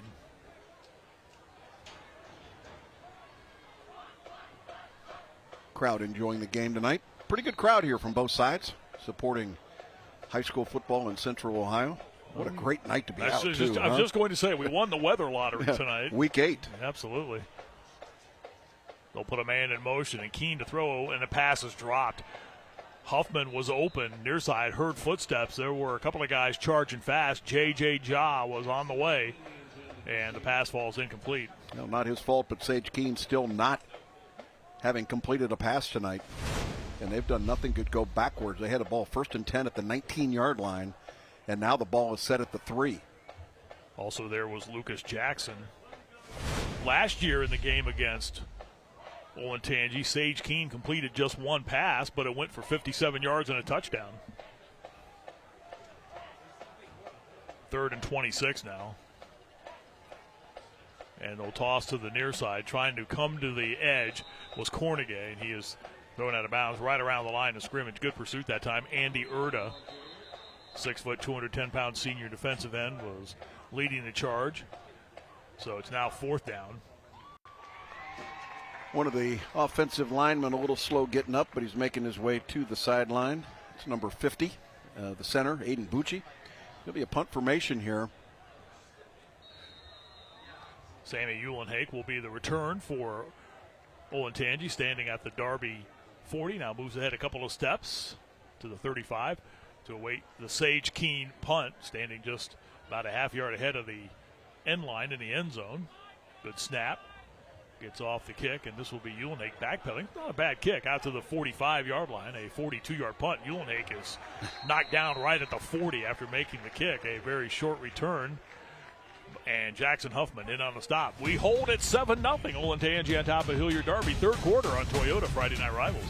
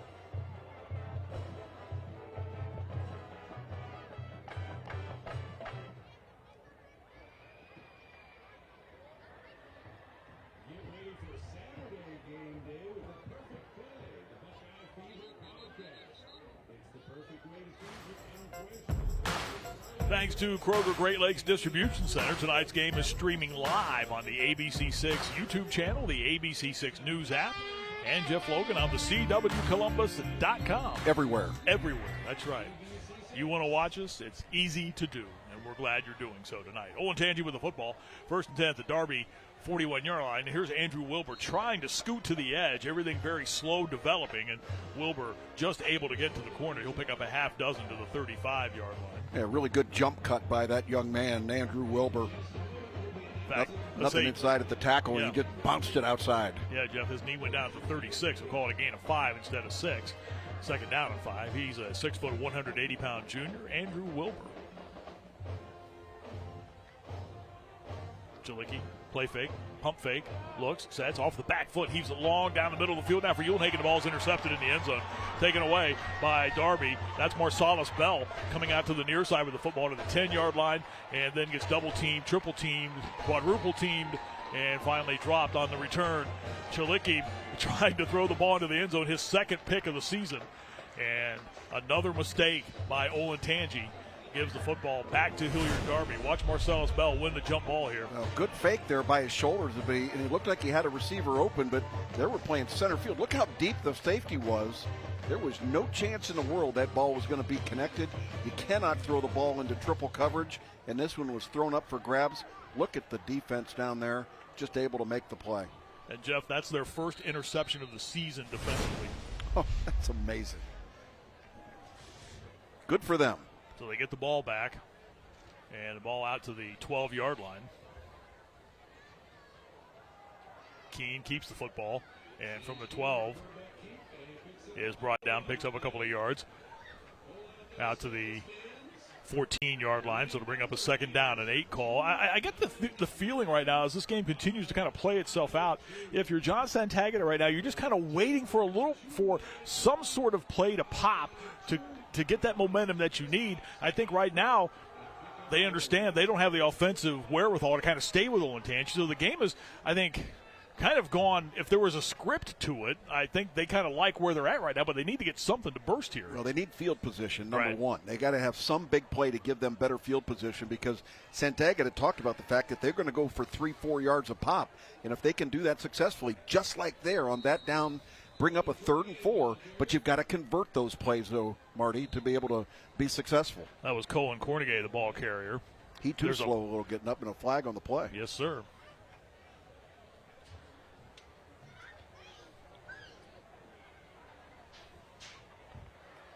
Holding. Just a little bit slow. Offense, number 76, 10 yards from the previous spot. Second down. That flag on the play. The look at that flag, sponsored by the United States Army. John Santagata, Sage Keene look on. With 5:03 to go here in the third quarter of a game that Olentangy leads 7-0. When Olentangy scored that first touchdown, Jeff and I during the break, we kind of looked at each other and went, oh boy, here we go. But since then, we really haven't gone anywhere. No, we really haven't. If we stay stationary at 7-0. That was not an indication of what to expect for the next 2.5 quarters. 2nd and 15 after the walk-off. The ball pushed back to the 7-yard line. Inside handoff. Cornegay again tries to pull out of the middle of the pack congestion and will be dropped for a loss back at the 6-yard line, a loss of 1. And when you run this style of offense and the inability to throw the ball downfield, you talk about being off schedule. Well, you're way off schedule right now. Well, it's a tough offense to come from behind. Now, 7-0 is not, insurmountable by any stretch. I don't care what your offense is all about. But when you're trying to get a 95-yard drive going, it becomes very, very difficult. So this is a battle of field position. If you can punt it away, get a quick stop, and just keep gaining field position, give yourself a chance to win the football game. Oh, my goodness. And not much room, again, if any at all, there in the middle of the field. And when you're going up against this style of defense that runs to the ball well, has been able to control the game, as Cornegay was the ball carrier there, trying to battle back into this, when you have to have something happen where you get the ball in plus territory. Darby had 42 yards of total offense in that first half, and I don't know that they're positive yards in the second half. They've had so many negatives here that going to give a great opportunity again for Olentangy get the ball with great field position. See if they go after the punter here. You said 42 yards, right, in the first half? Yes. Spiraling kick that. Uhlenhake will race up in field at the 41, a 35-yard kick. Uhlenhake to the inside, then is brought down at the 37-yard line, a 6-yard return, and that's where Olentangy will have the football when they get the offense back onto the field. Back down to the sidelines now, and an interesting story developed over the summer involving the head coach of the Olentangy Braves, Kellyanne Stitz, Wade Bartholomew. Yeah, Marty, Wade Bartholomew is Lisa D'Aragona's hero. Lisa is the athletic department's secretary at Olentangy High School. She was diagnosed with a rare kidney disease in 2006. She had her first kidney transplant in 2013, donated by her sister. But in 2020, Lisa was informed her new kidney was starting to wear out, causing extreme fatigue. She told me she could barely make it through a workday, and then she was back on the transplant list. Now, Lisa works closely with Wade's wife, and the Bartholomew family discussed Wade getting tested to see if he was a match. Lisa found out he was during their staff appreciation week in the spring, bringing her to tears. The two then underwent transplant surgery on June 11th of this year, and now Lisa has much more energy. She told me she feels 20 years younger. Her lab work continues to improve, and she says that the two families are bonded for life. Well, what a fantastic story, and when you hear the term, it puts things in perspective. That certainly is the very definition of that right there. Back to throw is Chilicki after an incompletion on first down. Finds Wiley with the waist-high catch, and then he is flipped out of bounds at the 30-yard line. Jeff, we were talking to Wade Bartholomew prior to the game, and you reached out to Wade, a guy you know very well. Yep. And I was very touched by the conversation you two had about his situation and what he did in this story that Kellyanne just talked about. Yeah, it was like going and buying somebody a Diet Coke. I mean, it was just like, well, that's what you do. And I said, I'm sure you've been, had thousands of people congratulate you for, the effort that you made to help this young lady. It looks like they may have gotten just short of the first down, about the one yard to go, and I would assume we're in 4-down territory.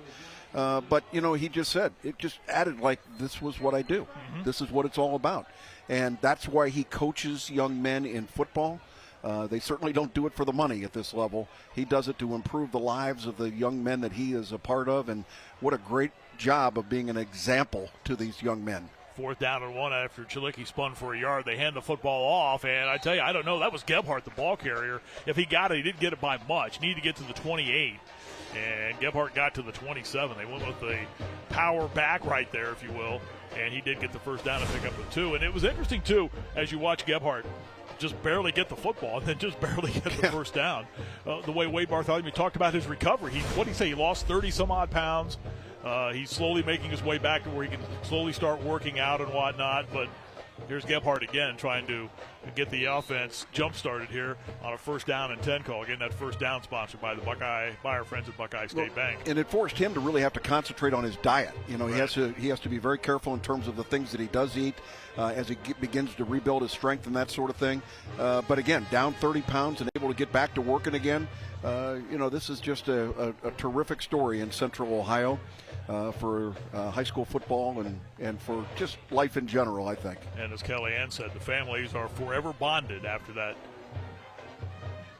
over the summer. Here's Chilicki to throw, zips it sidearm in the middle of the field now. Pass is caught by Trace Newsom inside the 10, and it will be a 1st and goal coming up. They have reached the red zone, the Buckeye Basement Solution red zone. Quality solutions at an affordable price. Watch this throw by Chilicki. Boy, it does a really good job of just waiting for the play to develop.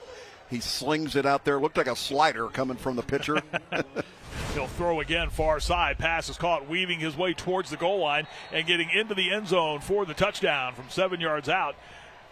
And Olentangy increases the lead to 13-0 on the Ramos Roofing touchdown as Wilbur gets into the end zone. Or that was Uhlenhake, I'm sorry. Sammy Uhlenhake with the reception and then the touchdown. The Ramos Roofing touchdown. Get your free estimate on a roof by calling or texting 614-761-ROOF as Uhlenhake makes the catch and then finds his way in for the second score of the night, both through the air, and Olentangy leads 13-0. Yeah, they went fast again. They got up to the line of scrimmage, went fast, and caught Darby in a defense unable to handle all of that protection out there on just a quick flip out into the flat, and just like that, you're up 13-0. And that touchdown comes with 48 seconds left in the quarter. Enrique James on to try the extra point. Snap a bit high. The hold is down. The kick is up, and the kick is good. 14-0 is the lead for Olentangy. There's a penalty flag that comes flying in high after the extra point attempt went airborne and good. And we'll see what this is all about. That was a flag with emphasis. It certainly was. Wasn't it? As I said, that bad boy was in the air for a while.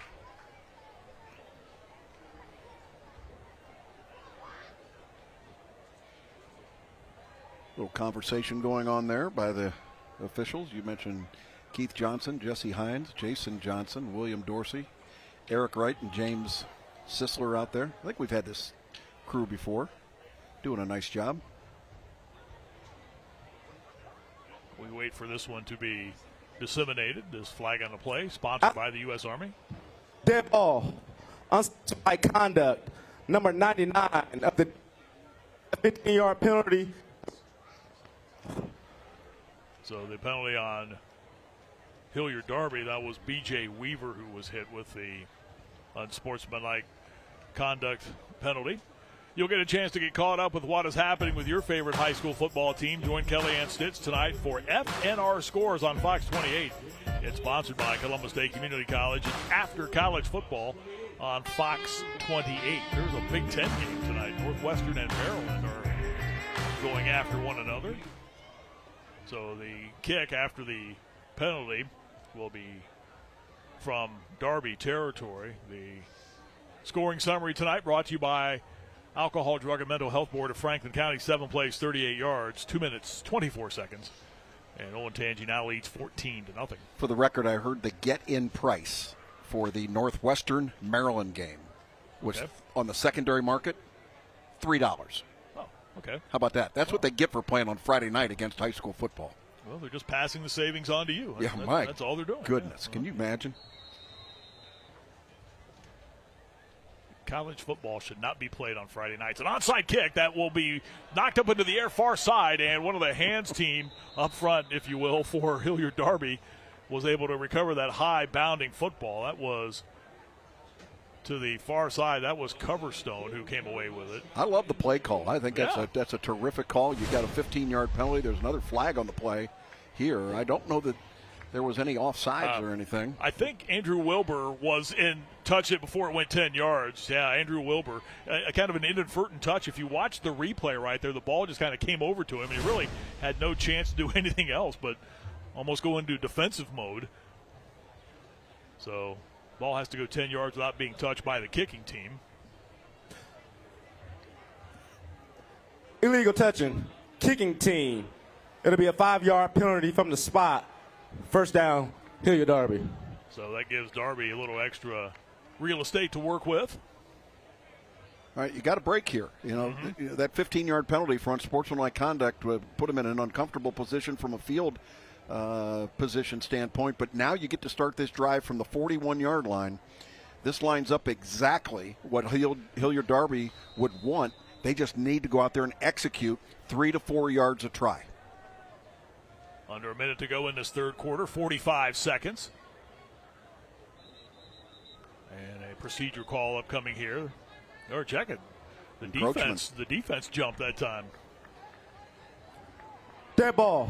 Encroachment. Defense number 4. 5 yards. First down. That was J.J. Jaw. Getting a little too close to the... That's one of your safeties coming up. You think we were blitzing? Moves the ball ahead 5 to the 46. We're at Hilliard Darby tonight. We were at Hilliard Davidson last week to see Bradley and Davidson. Unique when you come to these schools, the facilities pretty much all look the same, press box wise and so forth. Here's Keene racing it. There's being chased by the big man Stevens, just tries to float the ball ahead, incomplete.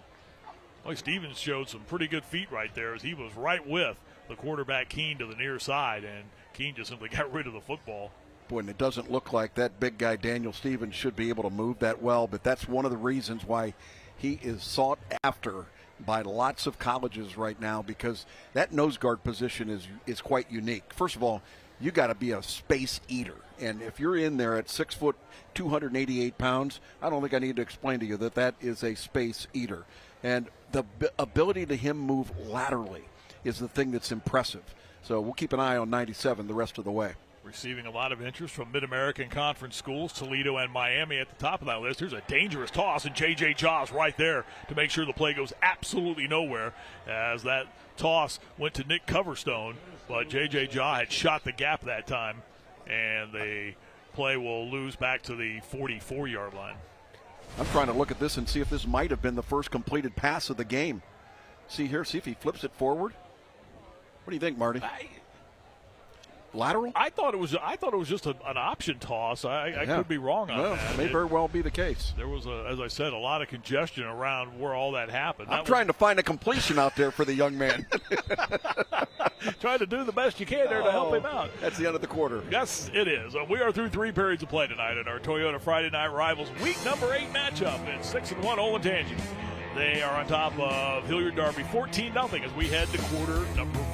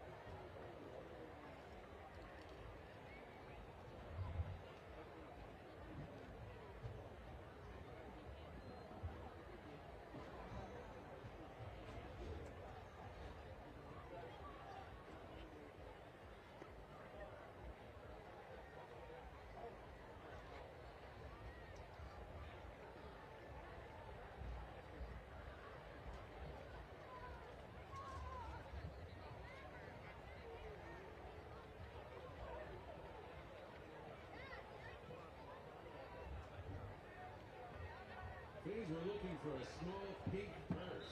It has an inhaler in it. If you see it laying around, please get it to the concession stand or the 50. A sneak peek at the Hilliard Darby High School Marching Band is sponsored by our friends at Music Go Round. Check out their locations at 2630 Bethel Road and inside the Stone Ridge Plaza in Gahanna, the Hilliard Darby Marching Band.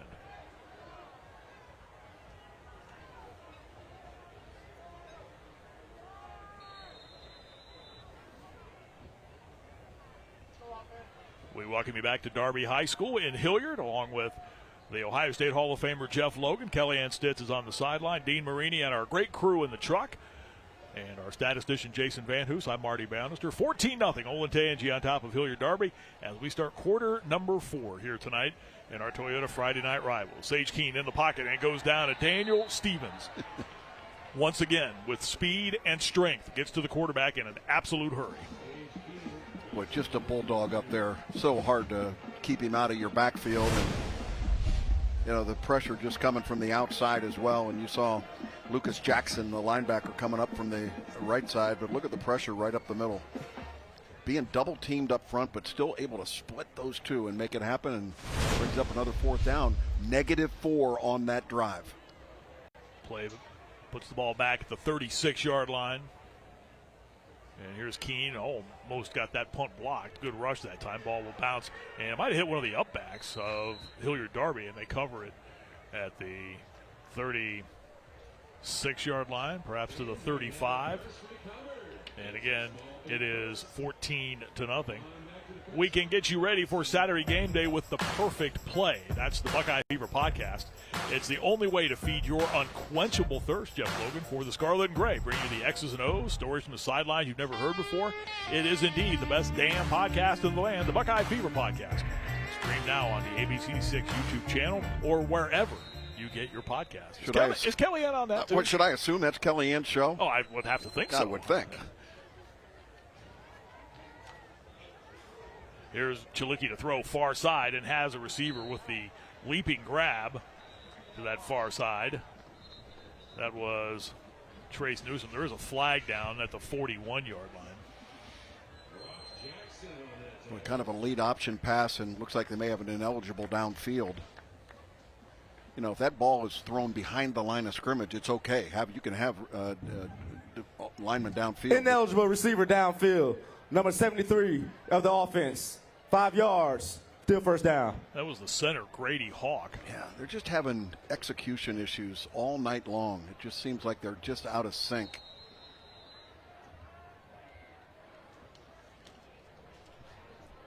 Chilicki to throw near side and bounces this one in the general area of Sammy Uhlenhake, who caught that touchdown pass on the last drive when they had the football. So you see Chilicki by the body language looks a little frustrated as well too, doesn't he? Well, that's the mechanics that we were talking to Wade Bartholomew about. That in Wade, I consider a quarterback whisperer. I mean, this guy is as good as anybody developing quarterbacks.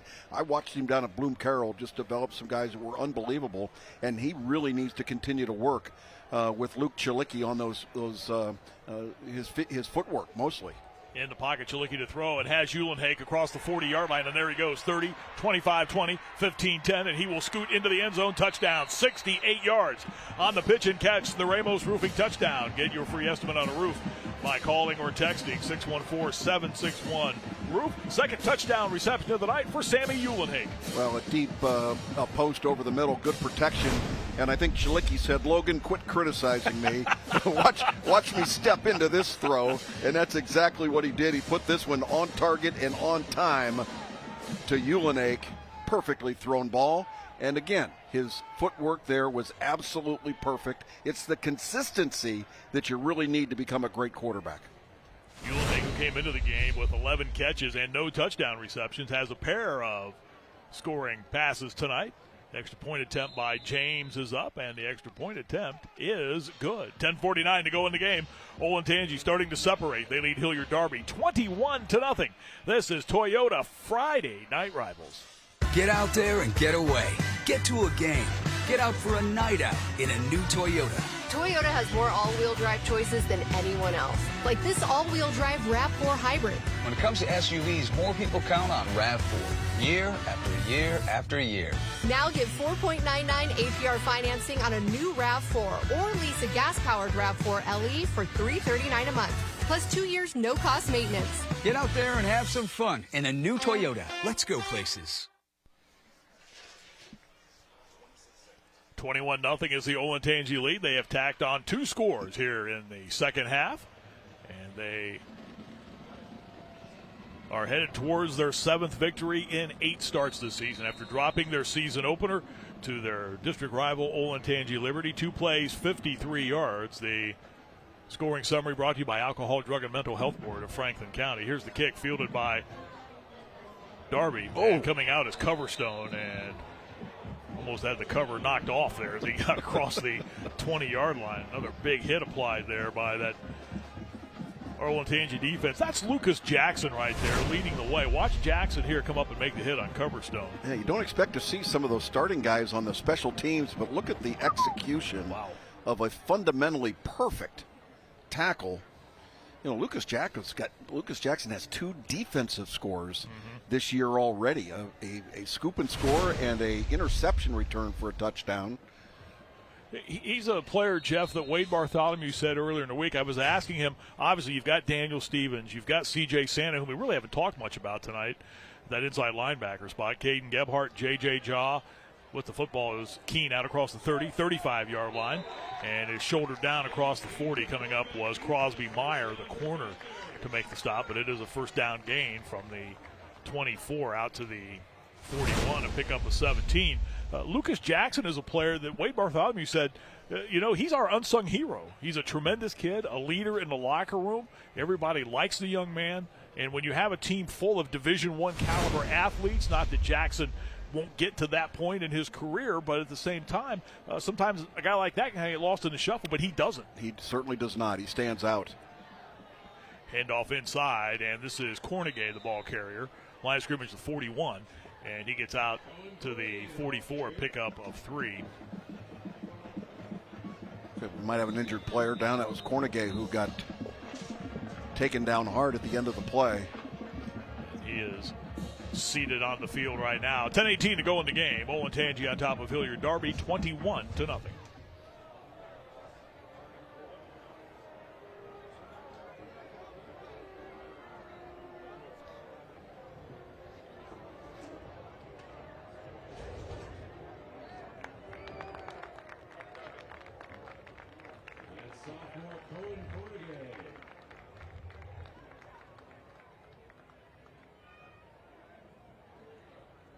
Media timeout.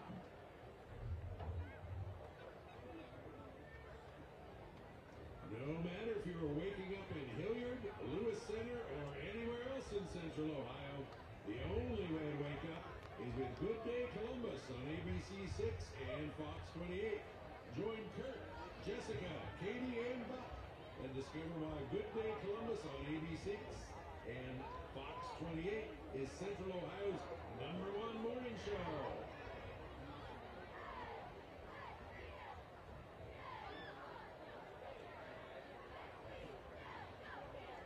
We'd like to thank Darby's ground crew and maintenance staff for all the work they do under the direction of Mr. Mark Dudgeon. We are in week number 8 of the high school football season. Of course, another year of the expanded playoffs. The top 16 per region get in.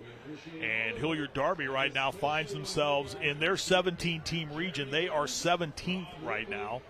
They still have yet to play Thomas Worthington and Marysville, who are a combined 1-13 coming into these final 2 weeks of the season. And I would have to think they stand a pretty good chance if we just go based on what we've seen tonight. Here's Keene trying to turn it up middle of the field.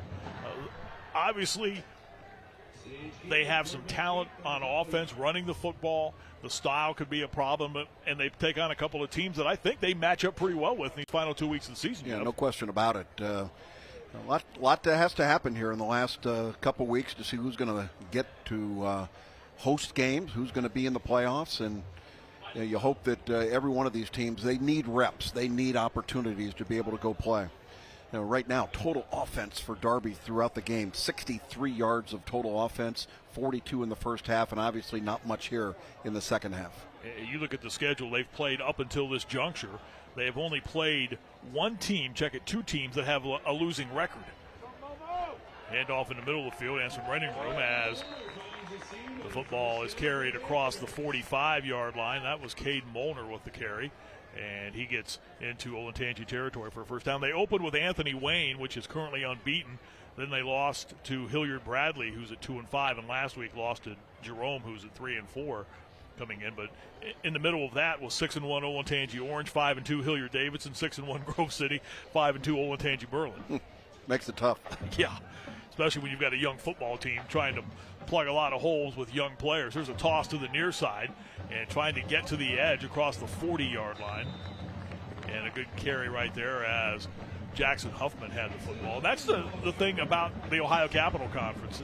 More often than not, every week you're going to run into something like a 6-1 or a 5-2. Even the 4-3 teams are pretty good. Absolutely. We've seen some of those scores that we looked at halftime with some of those OCC matchups that are going on, and there's not much separation between the very top and those that are trailing in their conference. But, man, the scores are tight. Ball's at the 38-yard line. We saw Hilliard Bradley last week, and Mike Laparo, a very young football team, just like this one. He played a lot of sophomores. In fact, he started a half dozen freshmen last week. Here's Keene trying to turn it up and get stuck as he tried to get to the corner to the near side where he was brought down. They started, I think it was 6 freshmen last week. They had a bunch of sophomores playing as well, too. Mike Laparo was kind of in the same mindset as John Santagata and all the coaches in the district. Santagata, Lapario, and Coach Scally at Davidson. They all know each other. They talk all the time. It's not a district where the coaches don't want to converse with each other. But I think there's some bright spots ahead for both the Bradley and this Darby football program. No question about it. Good job there by Cooper Tracy in that safety spot coming up. And here's a first down gain by Molnar down the sideline. And Darby's offense starting to find some running room now as he gets across the 25 inside the 20 for the first time tonight. Darby's inside the Buckeye Basement Solution red zone. Quality solutions at an affordable price. Yeah, it looks like Caden Molnar is going to have to be the guy to get him through the fourth quarter in this game, because the injured player when we went to a break was Cohen Cornegay, and he's been holding that neck of his on the sidelines. And They're just keeping a close look on him, but right now it's going to have to be Caden Molnar. Ball's at the 17 of Olentangy. They'll hand it off inside. Here's Molnar with the carry, but right there to welcome him to the line of scrimmage, grabbing him by the waist, Daniel Stevens. Now, by far the best penetration that Darby has had against this defense all night long. That first down gained by Molnar a moment ago, gives them the first down, which is sponsored by Classic Exteriors. So the Olentangy defense, which has pitched 3 shutouts this year, trying to hang on for a 4th here.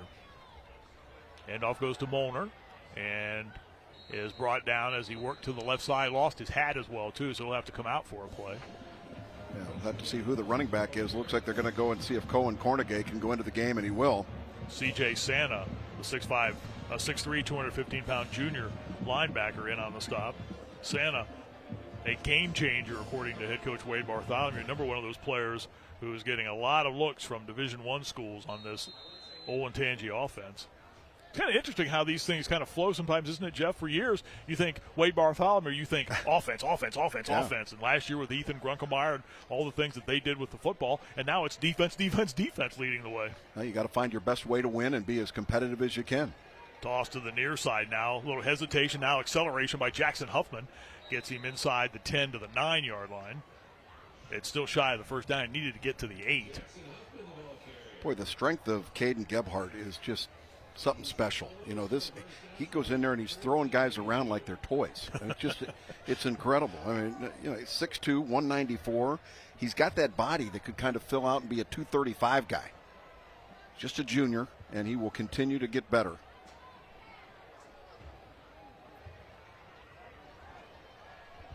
Darby to the line of scrimmage. 4th down and 2. They're going to play. The ball is at the 9. Ooh.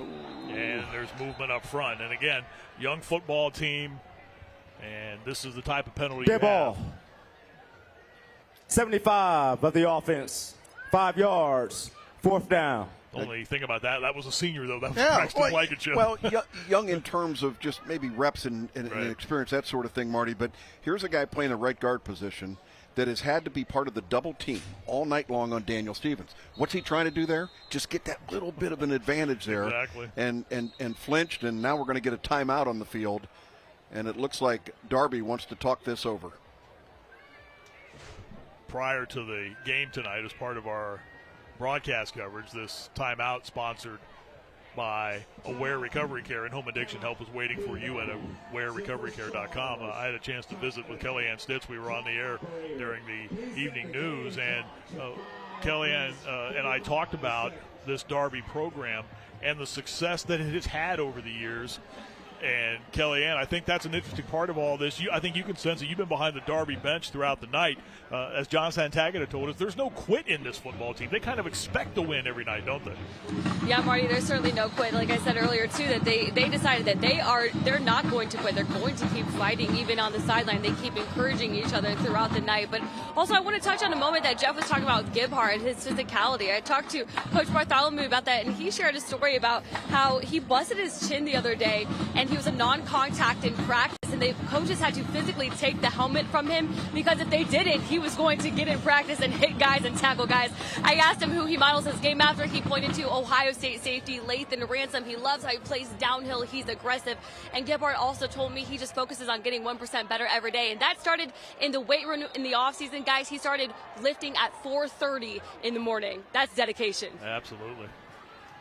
Keene rolling to throw, being chased in the backfield, will step up and kind of heave this one ahead, and the pass is incomplete. And on cue, Gebhardt over there to make the play defensively for the Olentangy defense. We talked about the amount of attention the young man is receiving. He has, in fact, just today, he's heard from Ole Miss. He's heard from Nebraska. He has, Wade Bartholomew was saying that he's heard from USC. Division I schools are especially, and that's what's interesting about when you think about the expansion of the Big Ten right now. Those West Coast schools, not that they didn't know Ohio football was very good to begin with, but now they're starting to encroach in it's part of the deal. Start looking at some of these kids. Well, they can do all they want, but the fact that he likes Lathan Ransom tells me that he wants to be a Buckeye, and I love that. As we mentioned, he's heard from a number of schools already, though. Here's a little flare pass to the far side, and making the catch in his first touch of the football tonight on offense. That was Elijah Wise, a 5'9", 145-pound sophomore. That'll go as a running play. That ball was thrown back beyond. I saw the official signal. Wise a little shaken up as he hobbles off the field at the 5.5-minute mark. Don't be surprised if they don't try and get Wiley or one of the receivers going deep down the field here. I think they really would like to build the confidence, not run the score up, but build the confidence of Luke Chilicki there at the quarterback spot. Second down and 6. The ball at the 18, their own 18. Boy, great use of the play clock, letting it grind all the way down to about 2 seconds before they snap. Touch pass to Ulenhagen. This is what they scored their first touchdown on earlier in the game on the first quarter, except it went to Wiley. And this is good enough for a first down. We have had Olentangy Berlin already in our broadcast schedule this year, Jeff, and I can recall talking during that game when they played at Upper Arlington. The 4 high schools in that district, I mean, goodness sakes, the amount of talent that is in that district is just amazing. Well, and it's one of the reasons, Wade Bartholomew was thrilled to be where he was down at Bloom Carroll. He was having tremendous success, taking teams to, into the state finals, and he was highly successful. But I think he realized there were more resources that could be available to him if he was in a bigger district. And this is as good a district as you can come to for growth. And I think the challenge, that quite frankly, that Olentangy is going to have is keeping Wade Bartholomew at Olentangy for a long period of time, because I just think this guy's ceiling is way high in terms of coaching. There was some movement across the line of scrimmage, no flags, however. Second down and 8 as we hit the 4-minute mark. 27-yard line is where they scrimmage the football, the Olentangy Braves. Great clock management again by Chilicki. Play fake. Chilicki looking right, now looking left. A flag is down. Chilicki sidestepping to the near side, lobs the football ahead, has a receiver wide open into Darby territory. But it's coming back. Trace Newsom. Yeah, this one's coming back. Going to be a holding call again against Olentangy. And that's going to be one of the things that these coaches are going to spend a lot of time. 65 of the offense. 10 yards from the previous spot. Second down. Micah Krennick, the left guard, is the player who was flagged on that holding. And let's go back to the Olentangy thing, though, for a moment, though, Jeff, because I think it's fascinating to discuss when you think about it. That district, it's the 4th largest district in the state of Ohio right now, behind, you might have heard of Columbus, Cincinnati, and Cleveland. Yeah, no kidding. And the Olentangy School District is the 4th largest in Ohio right now. And there are plans for another high school down the road. And when you have that kind of size, it's just the talent just kind of oozes through all the buildings of those schools. Back to throw Chilicki, stands up straight in the pocket and delivers near side, and the pass is caught. And lowering his shoulder, Preston Danner, his first touch of the night, the 5'10", 160-pound senior, gets out to the 25, and John Santagata is going to burn a timeout with 3:14 left in the game. But the resources, you're absolutely right. The resources are there, and it's a district that the growth will just simply continue. Well, last week Jeff was not with us, so we did Baker's half dozen last week. Baker's half dozen. You like that? I like that a lot. But it is time for the return, yes indeed, of Logan's Heroes. There's that fan-familiar music in the background. Yeah, this is going to be tough for you, but I'm going to tell you what, right now, in week number 8, heading into the end of the season, these, in my opinion, are the top 5 teams in the Central District with the greatest chance to go deep into the playoffs. And there's some small schools in there like Grandview Heights, Bishop Watterson, and how about in week 10 when Watterson meets DeSales? How good is that going to be? Bishop Watterson's got a really, really good football team, and DeSales has a quarterback by the name of Day, R.J. Day, the son of Ryan Day. But Liberty up there number 1 with the big schools, and Harvest Prep tonight on the road against Akron St. Vincent St. Mary. That Bishop Watterson team, I think, kind of showed everybody what they're made of when they went up to Chardon and beat the Hilltoppers, state champs last year. That was a pretty impressive win. Back to throw now was Chilicki. Flare pass over the middle. This is Ulenhagen to the edge, 30-yard line, and is thrown down in front of his bench far side as the clock continues to roll. Now stopped as Ulenhagen was rolled out of bounds. It will be 4th down upcoming now. The punt team races onto the field for Olentangy. It was. Go ahead. I was just going to say, Marty, it's interesting in that Division I, Region 3 with the big schools there. Pick Central is number 4, Pick North is number 10, and Gahanna number 6 in that region. I mean, that is something else. A lot of strength down there in the middle. We will see Pick North and Gahanna in week number 10 of the regular season. Should be a fun visit out to Pickerington North. This is Molnar on the punt return across the midfield stripe, and he is brought down. Some other schools out there that you got to talk about that need some recognition for what they have done so far. Granville is 7-0. Buckeye Valley off to a nice start. And Buckeye Valley, that's my new district where I'm living now, is Buckeye Valley, and they're 5-2. Academy is 7-0. They're undefeated. Grandview Heights is another one that I will talk about that was on that list there. They have really turned things around, and I think they've got a good opportunity. That's going to be, I think, a very competitive football league once they get everything established. That Central Buckeye League, You mentioned Buckeye Valley, they're members of that league. Franklin Heights joins after this season, so that'll add some depth to the league as well, too, which already includes the likes of Bexley. Jeff mentioned Grandview Heights, Columbus Academy, Whitehall Yearling. Here's a pass to the near side. It's deflected as racing in. There was Lucas Jackson, almost with a deflection and a pick six right there, all in one fell swoop. Boy, Sage Keene was looking left and then turned around. He had no idea the pressure was coming from the right side. Watch here. He's looking left, and all of a sudden he sees 36 and tries to get it through the picket fence, but unable to do so. And you can see the frustration of Lucas Jackson. He thought he might be able to take one into the end zone there, but really good job putting the pressure on the quarterback. Did you notice how I slipped Whitehall Yearling in there? Yeah, that was nice. I like that. Did you catch that? Okay. You slid that in. I didn't know whether you knew that or not. So. Proud graduate. Mention the alma mater whenever you can. Here's Keene, a little pump fake, gets a defender into the air, and is rolling now. We'll just heave this one way out of bounds. That stops the clock with 2:40 left in the game. Olentangy scored early in quarter number 1 on the Jackson Wiley touchdown pass on a touch toss that he turned into an easy score.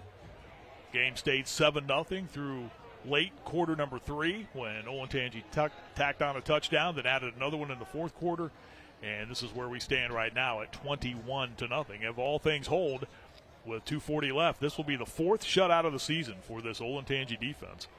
They've blanked Central Crossing 35-0, Westerville Central 33-0, and Thomas Worthington 35-0. Handoff goes inside. This is Cornegay. That blanking of Central Crossing, oh, by the way, 35-0. The second straight year they beat the Comets by that exact score. Wow. Well, they're going to be a happy bunch, obviously, with the win tonight. It looks like it's going to be a shutout. But, man, you talk about coaching opportunities and, to get better in Week 9 and Week 10 as you get ready to head into the playoffs.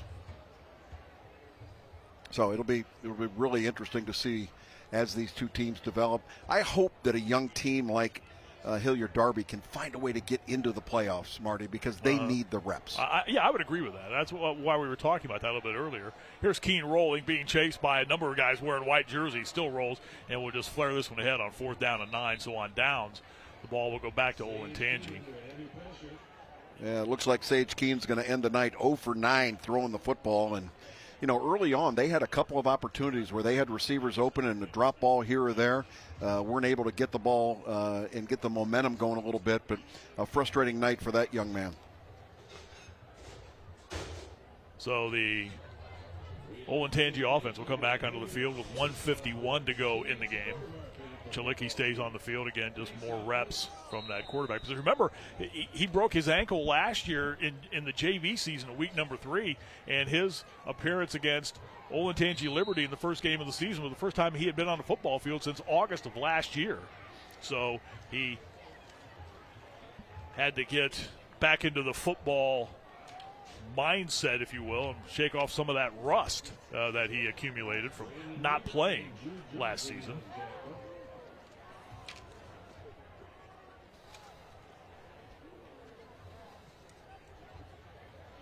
Going to let the clock run down a little bit. 1:19 to go. Wade Bartholomew and his coaching staff. Their team is 70 seconds away from going to 7-1 on the season. And they'll hand the football off, and short running room in the middle of the field there as The clock continues to spin, under a minute to go in the game. Freshman Levi Keys on the tackle. Number 5, Jacob Washington in there. How about this? 5'6", 190. Another one of those fire plugs. 39 seconds left as the clock continues to spin. And Olentangy will win this one tonight. Probably on a 1 to 10 scale, with 10 being the best. I don't think Wade Bartholomew would put it in a 10, but it's a victory. And you have done what you needed to do to go to 7-1 on the season. Fans, suicide prevention is a serious topic that needs to be tackled. That's why Friday Night Rivals is proud to partner with 988 Suicide and Crisis Lifeline of Ohio.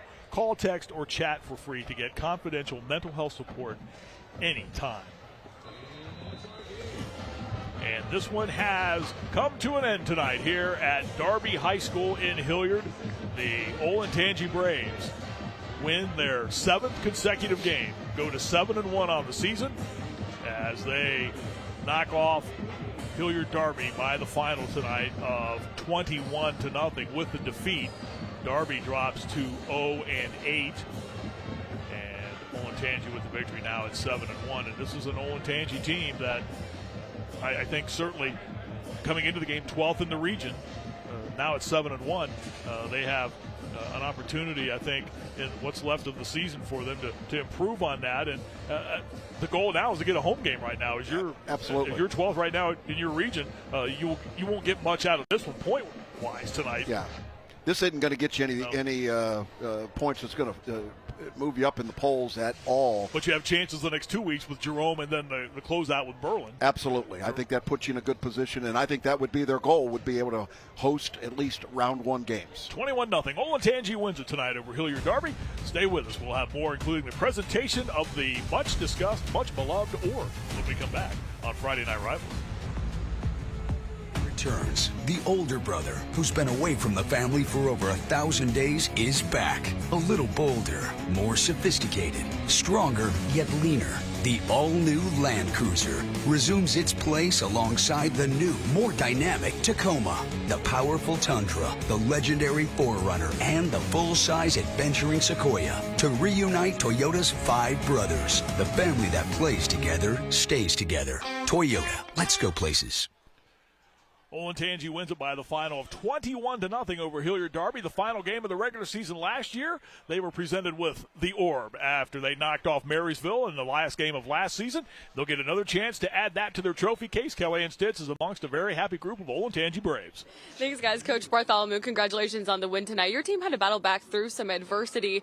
Their ability to do that, how confident does that make you moving forward in the rest of the season? Oh, super confident. I challenged our seniors at half. I told them, our culture wasn't great in the first half. Fix it, and they did. They did a great job. Our defense played extremely well to give our offense a chance to try to figure it out, and then we needed to make big plays. Seniors stepped up for us. Your defense pitching their 4th shutout of the season. How fun is it to coach that unit? Oh, man, those guys are awesome. They're probably the best I've ever coached, to be honest with you. I've had some pretty good defenses, but they play hard. They run to the ball. And every day in practice, man, they are so not fun to play against offensively. Luke Chulicki putting it on tonight. How would you assess his performance? He's getting better. He got his butt ripped and then threw a touchdown, so I guess I just got to yell at him more, right? But he's getting much better every week. These kids are starting to trust him, and he's really starting to work really hard in our offense, and he's moving the ball well for us. Well, Coach, congratulations. Hey, whatever it takes. And tonight we're going to present you with the Orb. Where are you going to put this one? Probably in our coach's office, right next to the other one, baby.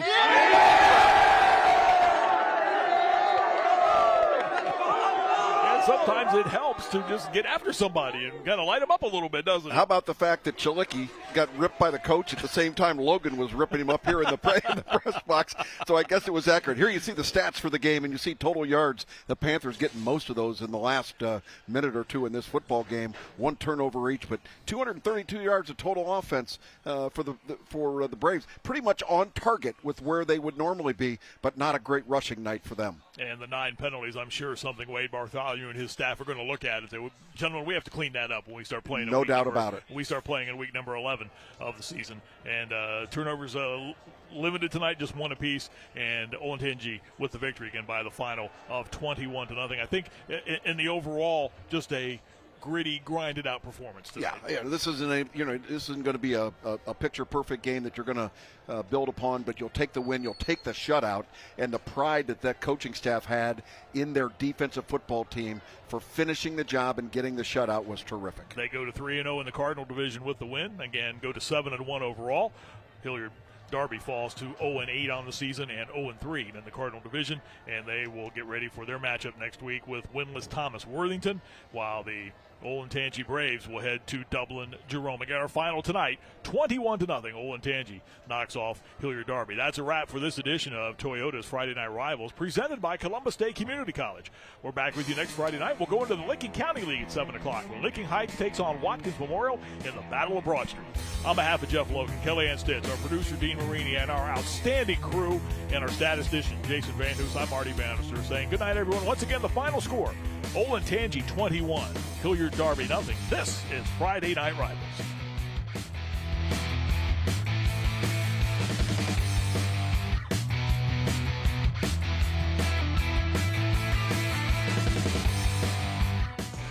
Tonight's broadcast of Toyota's Friday Night Rivals, presented by Columbus State Community College, is sponsored by these businesses.